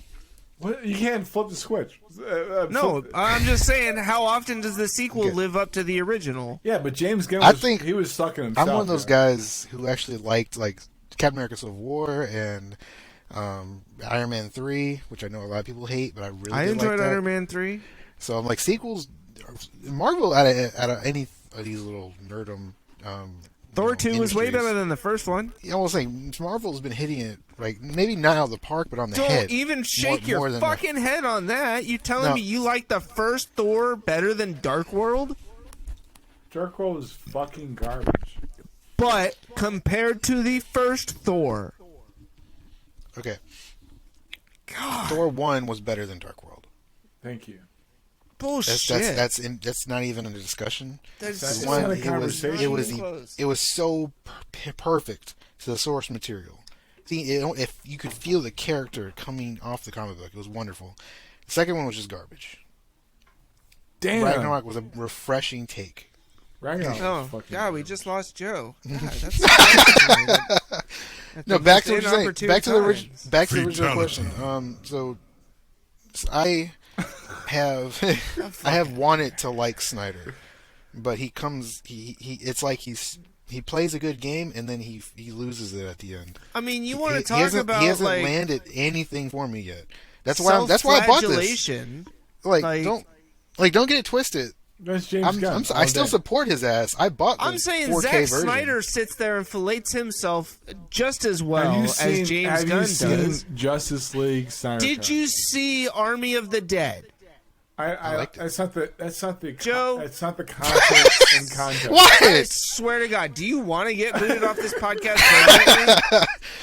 I liked You it. liked it? Yeah, I'm the guy. I liked it. It was fun to watch. I didn't watch that shit. What the fuck, dude? What What's did not you to like enjoy about that? zombie Liter- babies? No, literally everything. Nothing about that movie made any sense. There was no logic in the plot. They show you all these dead zombies that supposedly come alive in the rain, and I yet love they're that. never come alive in the rain. I know. You don't, there's They were no leaving- payoff. they had Chekhov's a- gun.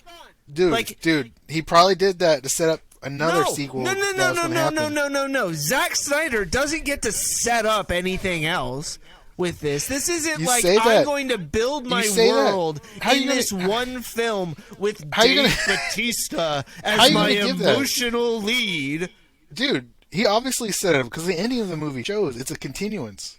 Yeah, no, I get it, but it's fucking garbage. It was so bad. Oh, some of the zombies are robots. We'll get to that later. Yeah, that was weird, but I liked it. If you fucking happen to notice, which I didn't. Yeah, the sparks coming out of them. The first 3 times that I happened, like, the that it first time I happened watched on it, screen. I saw the sparks. I'm like, the hell? And I replayed it. I'm like, no, those are sparks. At first I thought it was like maybe dragon's breath or something. No, this is just fucking really bad animatronics. So my point being, like, James Gunn still sucks. He's not Michael Bay, so we're doing better. We're doing good. Look at the anger. James, I'm not even a James Gunn apologizer. Yes, you are. Okay? No, I loved Galaxy 1, right? Guardians of the Galaxy 1. Garbage. But it wasn't because of James Gunn. It was because of Awesome Mix Volume 1. The soundtrack sold that movie for me. Sold you, yeah? Hold on. That's all that made that was all I needed. I wish everything wasn't so shiny in my room. That is Awesome shiny. Mix, but yeah, Volume 1. See? Wait. And Awesome Mix, Volume 2. And then the one no one knows about, right? Cosmic Mix. Yeah. You know what no one knows about is how to put a cassette in their car. Where to put a cassette. Yeah. Yeah, well, if cars don't have cassette players anymore. That's So why. my point being, You have to get a Bluetooth cassette player. And I don't care. I'm not a big You James. do care. I'm not We've a James spent the Gunn last fan. 10 minutes proving that I you think care. That's just Andre's way of exiting a conversation superior. Yeah, no, that's Andre's way of quitting a conversation that he hasn't won. No, I won. Because he has James Gunn is garbage. No, I won. You have yet to actually prove your point. That is an opinion. My point, have you seen, like, anything that James Gunn's ever, like, directed? I swear to God. Give me one movie that he's done that's like, you're like, all right, we're going there. Give me a second. give you an hour. You know what? I was like, bring up a list of James Gunn movies, and we'll talk about them real quick. That's exactly what Let's we're going close to do this here. episode with, like, No, we still got to talk about Nintendo Switch shit. oh shit, okay. Like, you think I'm not going to bring my own segment into this? Well, if you're gonna, you need to add it to the list, motherfucker. No, I don't. That ruins the point. Then you have time to prepare. You don't need time to prepare. Go and dry ball. All types of questions. Sorry, my kid's streaming YouTube in the other room, and so my internet is going slow. But just give me a second. Are you looking for James Gunn hits? Yeah, he's coming up. And Google's like looks at you confused, like what? Google's like, what the fuck? This motherfucker. Do you mean mental health IMDb. clinics nearby? This motherfucker sucks, yo. Google's like, don't put that evil on me, Ricky Bobby. Super. Don't you put that evil on me, Ricky Bobby! Okay. He's That's what he's Google- writing the Peacemaker TV series. He's writing or running? Writing. Oh god, it's gonna suck. Super, the movie with Dwight. Fucking Which super. I never actually saw. It's the movie about the superheroes. It's supposed to be like really hardcore. It's literally just named Super. Like it's such a vanilla name. No, it's got Rainn Wilson and Dwayne wrote- the Rock Johnson. You mean? no, it doesn't. No, Dwight. Oh, that shit was The garbage. That shit was garbage. I saw it. Okay, I never saw it. It was garbage. It was garbage. Garbage. When did it come out? I heard you. 2010. It's on Amazon yeah. Prime. Okay. I watched it. Garbage. Well, I'll add it to Well, the list. at this point, your opinion of things means less and less to me because James Gunn is still garbage. Scooby Doo Stop it. Here's your 2, best Monsters and only- Unleashed, Yeah. Garbage. Dawn of That the was Dead, garbage. That was good. Didn't watch that. the original Scooby Doo, 13 Ghosts. Garbage. Garbage. That movie was not great. Even you were like, okay. Guardians of the Galaxy 2, You've already said that. And still garbage. Guardians of the Galaxy Holiday Special. and haven't seen it, but I'm gonna. Is that like an animated or something? No, it's I actually don't a know. live It's in action, post production right now. but still garbage because it's late. Starsky and Hutch, the new TV series. Didn't see that, but saw the movie. Well, it's And the only original. been announced. It hasn't actually been produced Yeah, yet. I have Movie cultural 43 indifference is to the that. other one that he was a writer for that I've never seen. Look, God, why are you on his sack like that? Like he's garbage. Wait, isn't movie 43 a parody? Yeah. Yeah, no, I remember that. A series of interconnected short films follows a washed-up producer as he pitches insane storylines featuring some of the biggest stars in Hollywood. He foretold his life. Okay. Oh, wow. Damn. It's got Emma Stone, Stephen Merchant, Richard Gere, Liv Schreiber, Dennis Quaid, Greg Kinnear, Common, Will Sasso, Kanye. Seth You can't throw MacFarlane, Common in there like I'm going to give him a pass for that. He's still garbage. Hugh Jackman, Kate Winslet. They probably all got paid for garbage. Yes, they all got paid FaceTime. to be in a movie. That's how freaking jobs work, Andre. Mr. Capitalism. No, but he's talking about like a talent. I'm saying a talent. like I would not waste my talent on some James Gunn shit. He's like the Well, you go waste your money on Zack Snyder films that are 4.5 hours long for him to get a complete thought across. And I'll enjoy my 2-hour James Gunn like sing-alongs. sausage fest. sing-alongs. So wait, I'm sorry, my what? Let's just say he's really good at zombie movies. Can we just agree to that? No, he's not. That was terrible. The movie was fucking garbage. Flawless All of the rest of them will also be fucking garbage. The whole plot of the movie, when they go into it, is like, oh, we have to get this money. Just kidding. We just need this one head. It's worth way more than all the money in there. So and why do none you of you keep- needed why- to come why are along you- in the first place. why are you giving I'm him a Zack pass? Snyder. I rate a great film. Why am I giving who a pass? We're talking about I messed up there. You're So telling my me point being is that Batista, we're his death scene was not worth watching that movie? we're talking about Batista was one of the worst parts of that movie. we are comparing Justice League Snyder Cut Yeah. to Guardians of the Galaxy. Guardians of the Galaxy. Sure. Volume 1. Sure. I'd rather watch Zack Snyder's joint before James. I'd rather watch Guardians of the Galaxy twice. In fact, I've watched Guardians of the Galaxy 3 or 4 times since I last watched Zack Snyder's monolith of a fucking Okay, movie. so what is my homework here? Watch Snyder Cut. Yeah, and watch a then- 4.5 hour fucking snuff film. You're so bitter, yeah. No, I'm just being an asshole now. Versus No, like I mean, like, I enjoyed Snyder Cut. Like, I'm not saying that Zack Snyder can't be a good director. I'm just saying that He has yet to be fucking a good Army director. of the Dead was so bad Yeah, but I'm that it not completely talking- reversed my opinion on him, And that's- on his but that's ability not- as a director after watching both that and Snyder Cut. And I'm saying that every movie that James Gunn has done has not impressed me. None of them have impressed me.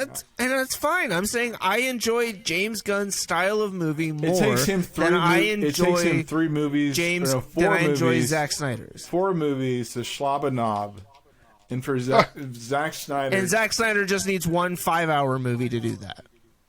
where he actually you gets guys- he gets a double, aggression. right? He gets a double what? A He gets double a- knob slob on himself? Good for him. Like, He connects on the ball and gets a double. he busts a nut twice? I'm just saying, like, I'd rather, like, I'm not impressed by Zack. By your boy. You're right. I'm not By impressed James by Gunn. Zack Snyder James either. Gunn's, like, all of his shit's garbage to me. Justice League Snyder Cut was a better movie. They should never release this shit with Joss Whedon. Joss Whedon. Joss Whedon. Piece of yeah. shit. Like, except for Buffy. I think Joss Whedon hurt his reputation. With What that about one, not Avengers? Avengers was great. Like, but that was his baby to build. No, Yes, Avengers, that's what I'm he saying. was- He's going to actually, say he was like, my fuck favorite- Joss Whedon except for Buffy. My favorite part of Avengers was when the Hulk like manhandled Loki. Loki. Okay. Yeah. The rest of the movie was fucking So- butt ass garbage. So beyond the Buffy the Vampire Slayer work he did, Joss Whedon has a really sweet spot in my heart because of Firefly, and then Serenity, of course. Nope. But No, he doesn't get that pass for me. I love that movie. Joss I love Whedon that used to show. get a pass from me for Firefly and Serenity. He no longer does. Is that just because of that one movie, that one DC No, movie? Firefly. No, got it's not canceled just because of after that one fucking DC season. movie. It has absolutely. I've never seen the Joss Whedon version of the Super Friends.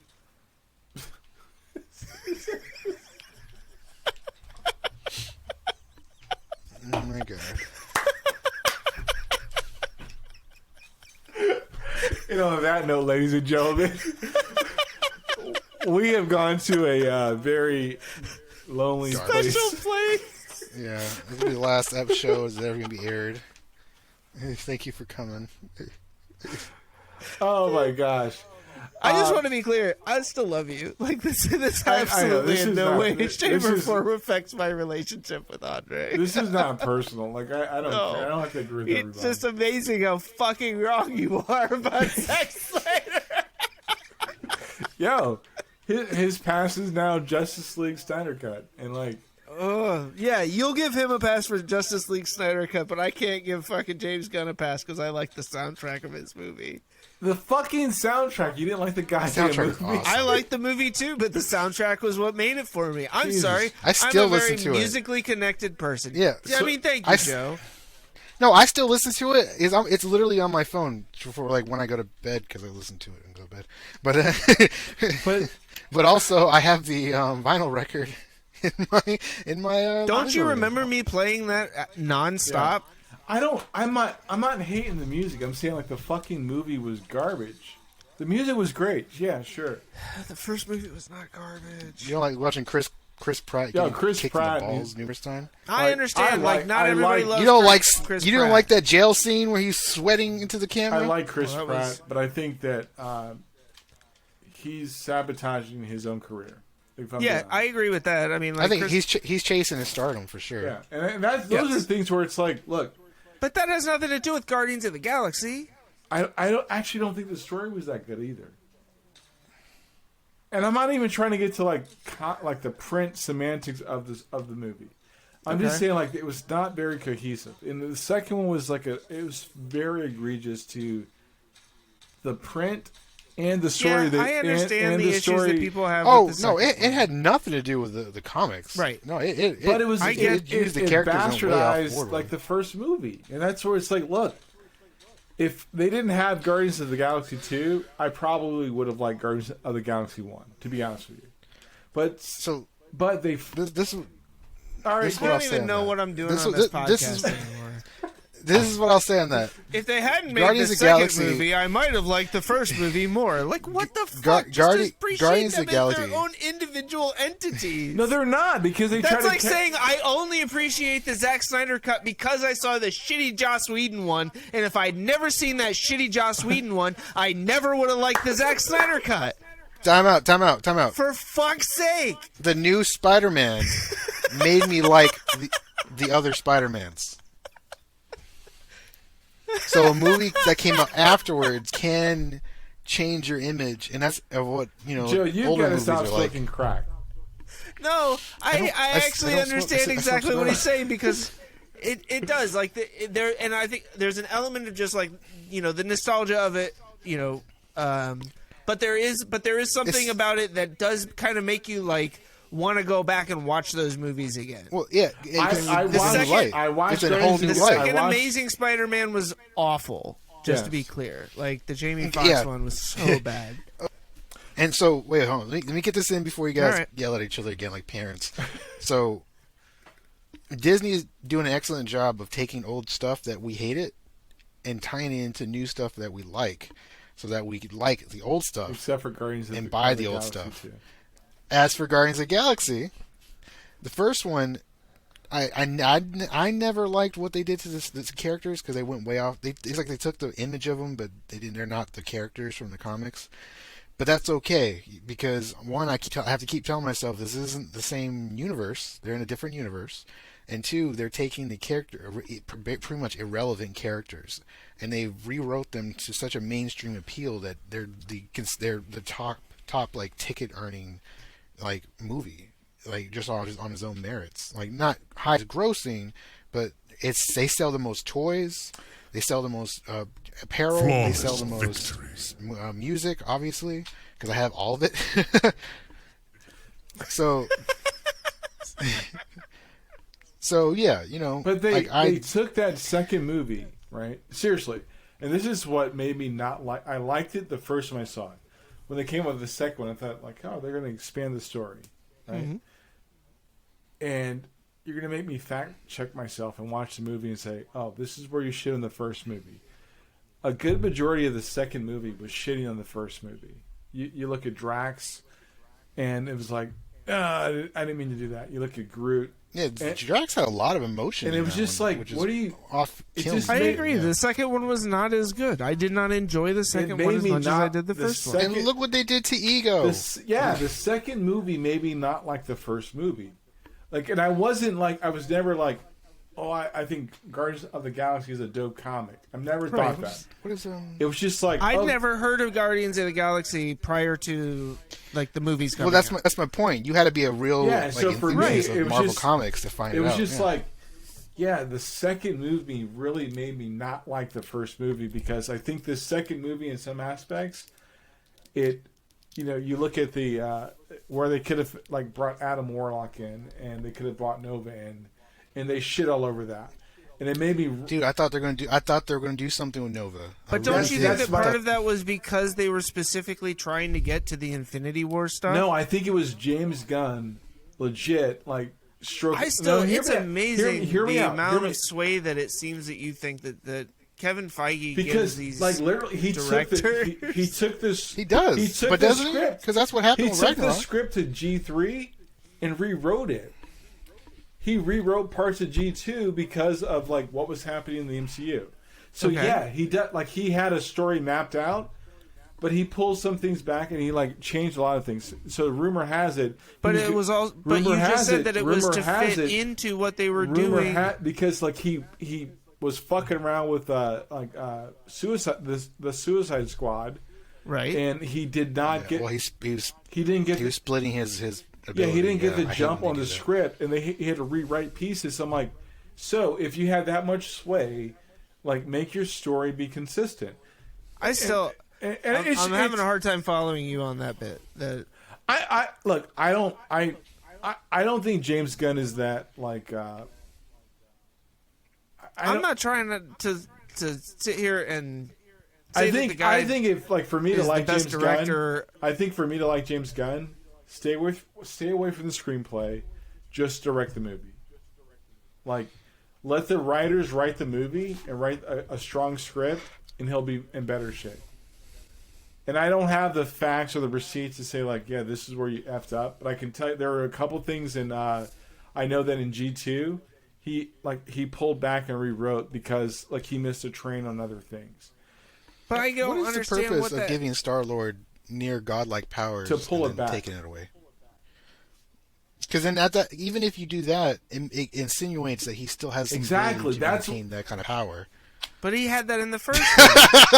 You're about to say praise Jesus, aren't you? Yeah, you're like, please. But he's right though. It's like they set this shit up, and even the ending of G2, it was kind of like, what the fuck are you doing?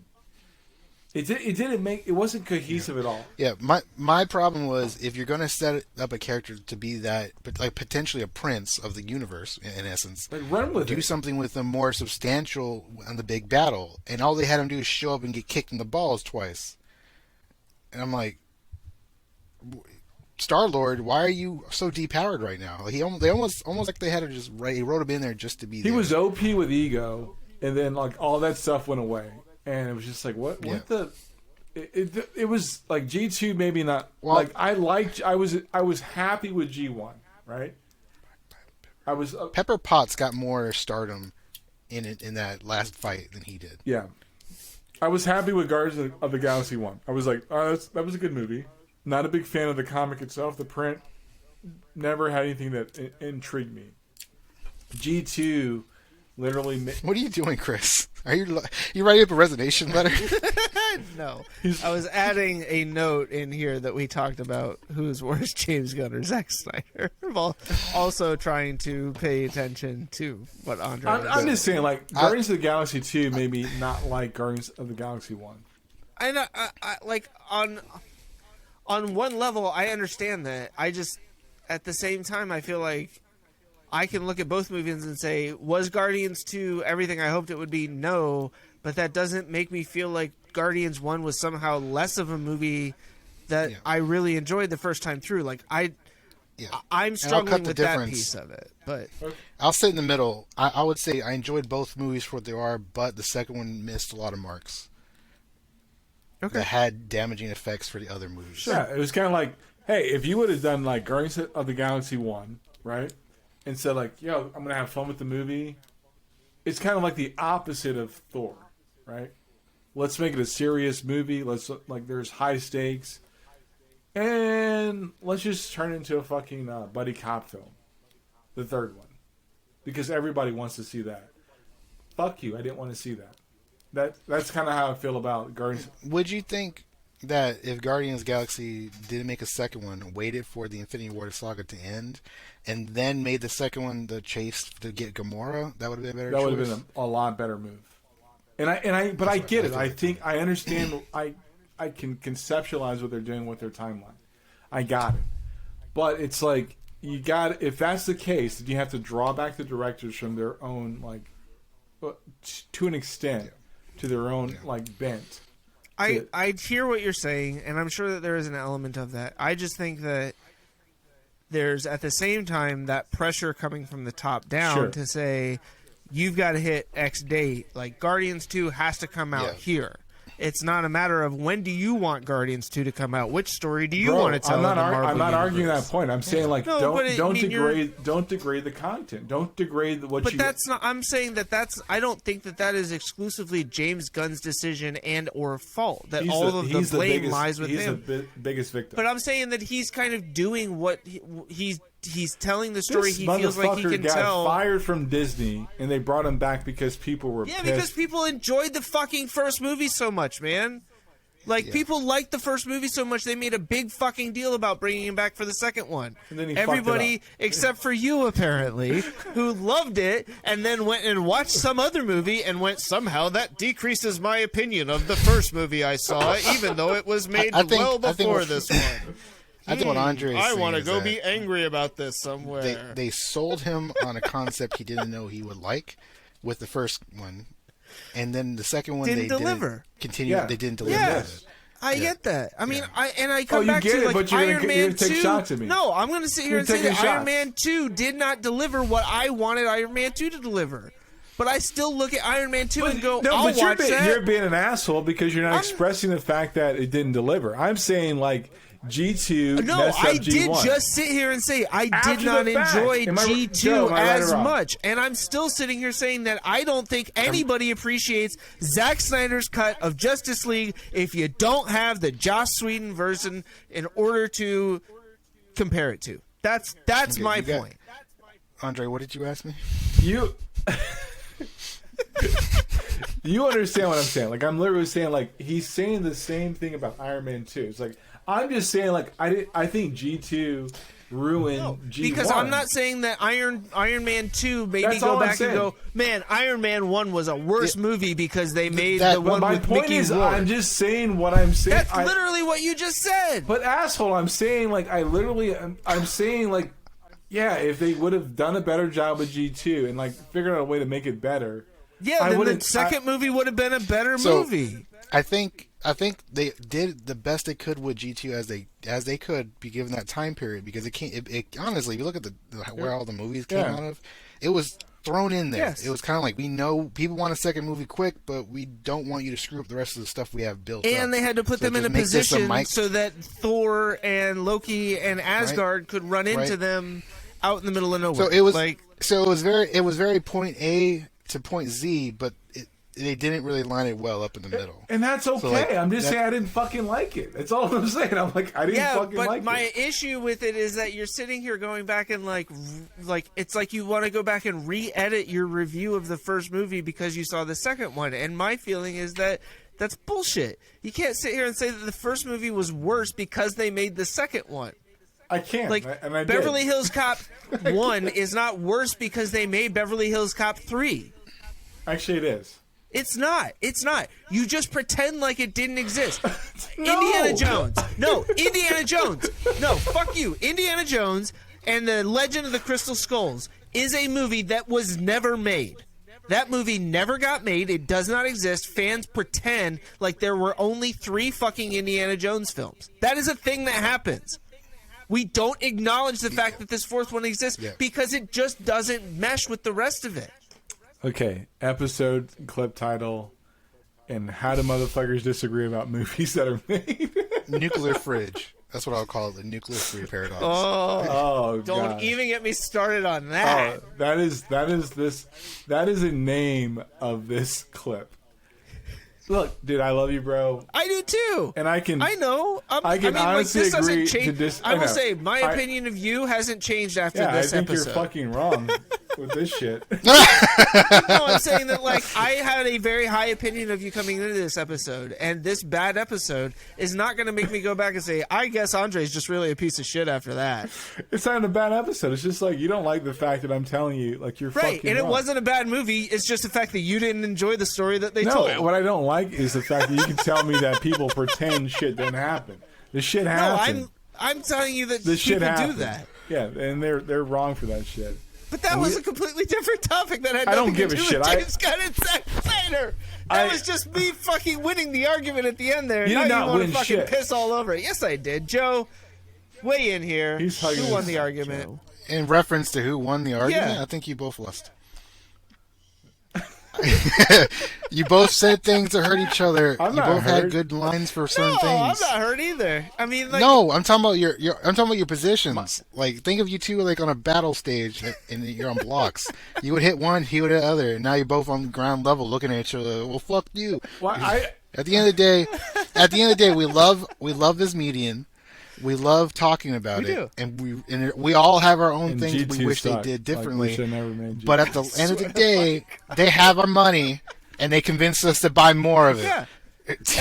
I mean, yeah, like at the end of the day, I'm still paying to go see the movies. Like, And I'm still waiting for my Captain America condom. if they make an Eternals 2, I'll probably wait till it comes out on Disney Plus. But Little shields on the top. So, ladies and gentlemen, thank you for.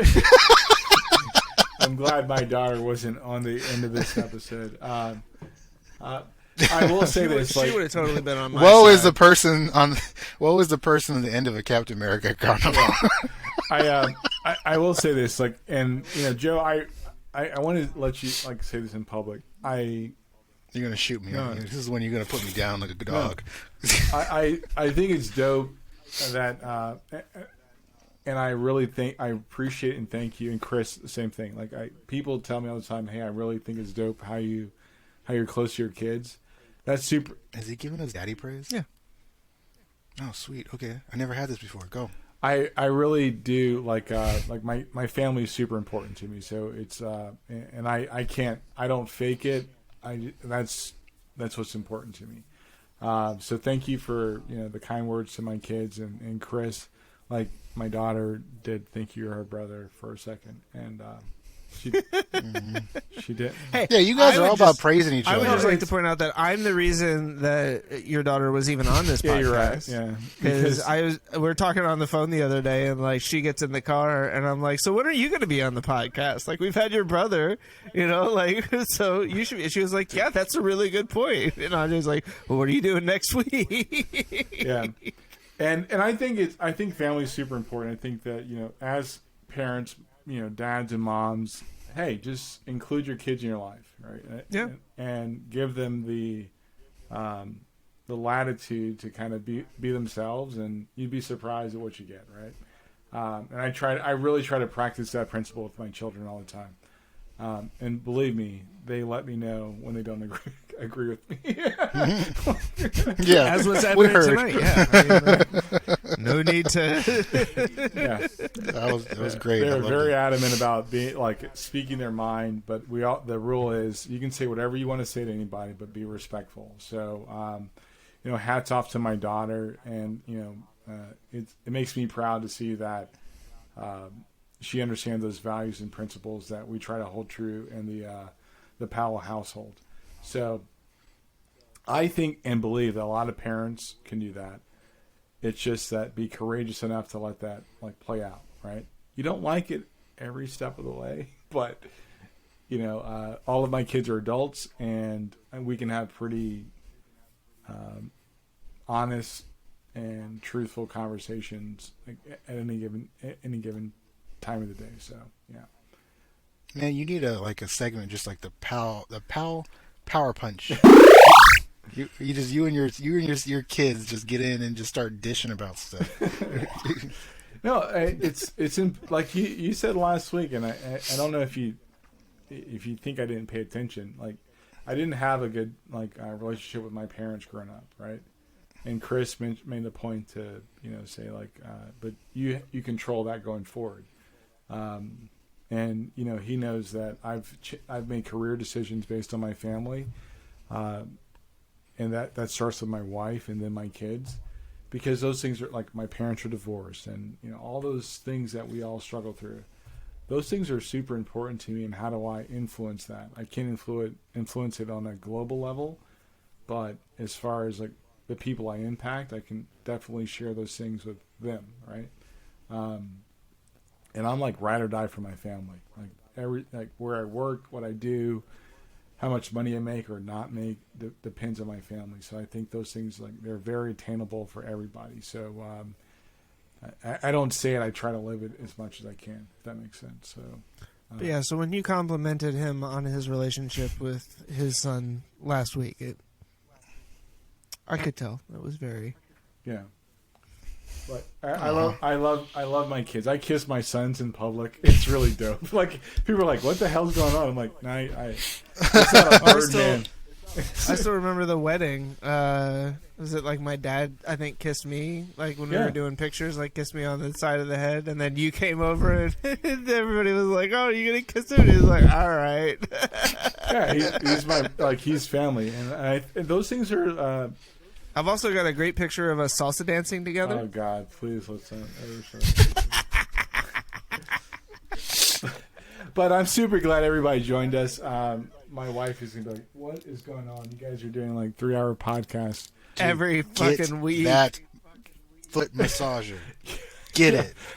Get yourself an upgrade. My wife's office is so much more high tech than mine. Like, her TV is, yeah, but that's how I get to live in peace. It's like, hey, one short story. So our kids move out. Stop hurting me. Take your stuff. Our kids move out, and we start making every extra room in our house and office. Mm-hmm. And so my wife's like, "Why don't we tear the wall down between the two rooms?" I'm like, "How about we don't?" Yeah. How about those are going to be more valuable as two separate rooms later, sweetheart. I hate to tell you. Yeah, so we're super glad you joined us. You can always catch us on SoundCloud, Spotify, Apple Podcasts, Pandora, Google Podcasts, and TuneIn. And just did some research on our results for the last week, and thank you, TuneIn, for being one of our number one listen spots. That's pretty dope. For the super adventurous, you can always go to our website, chrisandandreshow.com. We have an RSS feed, and you can take that link and put that into your favorite RSS reader or aggregator. And if you're looking at this on YouTube, you can look for us at the Chris and Andre Show, or find us on Twitter or Facebook at Chris and Andre. Yeah. Did I miss anything? Did a good job? I don't think so. Yeah, that was actually pretty dope. We've been getting the website updated more often. Yeah, you're making me feel like I'm not doing my job anymore. No, I mean, when I'm sitting there and I'm like, oh, well, I've got everything here that I need in order to be able to do it, and now that we have this lovely new login for the admin system, it makes it super easy for me to be able to go in. And now that I remember that I just have to put something in the modified date field, things actually publish. So generally we've only really been putting historically the trailers and full episodes up on the website, but I'm going to try and start adding each of the shorter clips and stuff like that we do as well, because I figure that people that are visiting the site might as well enjoy that. But I'm also going to try and get back into my series on how a podcast is made and talk a little bit more about that now that I've been getting back into some of the stuff with DaVinci Resolve because I figured that the video angle will be something interesting that we can talk about too. But yeah, chrisandandreshow.com. It's always a fun place to see anything else that's going on aside from just the ramblings that you hear or see on our YouTube channel or wherever you happen to enjoy your podcasts. And Joe, I can't say it enough. I'm really grateful that you're a friend of the show and that you keep joining us. Stop. Stop Seriously. it. I'm just a single dad with 3 kids and PTSD. I need something to do. You know, But don't feel sorry for me, America. Joe, you really are like part of our entourage. You might be family if you're not careful, Yeah, man. I was gonna say, man. I think you're quickly broaching into family territory at this point. Thank you. This episode is brought to you by Bumble BFF. With us, anything is possible. You can even find your next podcast host or guest. You find your next clown porn site. Oh, And we almost went a whole episode. But for real, I'm gonna start putting up segments of your videos on my TikTok because I'm over 300 and some change Nice. now. I don't know how. I just put normal stuff like this up and people will think it's nice. I guess people like hearing more about single dads. So go figure. That's And then yeah. and then next week I would love to talk about this whole supply shortage thing about with the console market because I managed to score 2 things that probably I should not have been able to score. And I'll let people find me on Fire Guy Joe on TikTok. Figure out exactly what that is. See what those are. So you got to start doing your homework, bro. I do. I went through my entire college degree without doing homework, and I still passed. So I'm used to not doing expectations. So good thing you're not one of my kids. 'Cause I'm like, oh, that's lame. Like, if I was one of your kids, I would have developed properly with self-confidence and respect for my elders. what? Okay. Or a severe inferiority complex. I don't know. One way. No, that's actually that part. But being a guy, I would have looked That's good. true. No, I mean, I will. I mean, not saying I don't look good now, but I just look like something you would see in a bar, mad about life. One thing I tell my kids is that's your thing. And I'll wrap it up with this. I had a challenging upbringing, and one of the things that most people kind of struggle with is a sense of confidence. And I think that being a parent, I've recognized that confidence comes from people believing in you and supporting you. And that doesn't mean you agree with everything that somebody says to you, but you have people around you that love you and have your best interests at heart to give you the right path and direction to go down. And so I tell my kids all the time, like, well, like, you have no reason not to be successful because you have people that, whether it's our nuclear family or people that your mom and I have surrounded you with, that always want you to be successful. And for example, if my daughter called Chris and said, hey, I want to talk to you about this, I trust that Chris would be honest with my daughter and say, you're doing a good job or you're fucking up. And that's high praise. And those are the people I choose to have around my kids or to associate myself with. And I think that's one thing that kids need to have is like a really good support group that gives them confidence to weather the storm, which is life, that we've, as a society, have done a really crappy job of supplying to our children. And I'm very, very, very, very protective of who I allow my kids to be around. So, Chris, Joe, like you got to meet my daughter. I was just about to say, so for the fact that you have my clown porn loving ass even on the same segment as your kid. If there was a problem, I would be like, my dude, you gotta. You would have sent it to me in text. But, hey, you gotta, that's not a good thing. But I think that it's okay to be genuine, and people need to have a support group that actually, you really rock with. And I try to make sure that I contribute to our society by, trying to raise my kids to be open to whatever that feedback is, honest, whether you like it or not, and move forward. So, you know, and I think that's huge. So I'm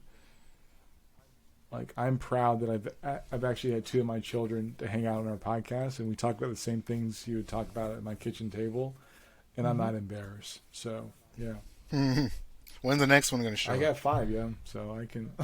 Yeah, do the rotation. Hell, and then throw your wife in here, and I really want to see how you get when your wife's in the podcast. Be careful what you wish for. Yeah, she might shut me down. But as always, I'm super glad we're tearing down this wall. We're super glad you guys joined us. And you know, follow us, give us comments if you have feedback, comments, questions, or whatever's. Like, let us know. I'm Andre. And also on a weird thing before we end it, if anybody in the comments section can think of an idea of a comic book issue that deserves to be on that wall, it's not completely finished, and I'm doing my ceiling too. So let me know. I'll get it and put it up there. So anyway, continue, sir. As always, I'm Andre. And I'm Chris. We'll talk to you next time.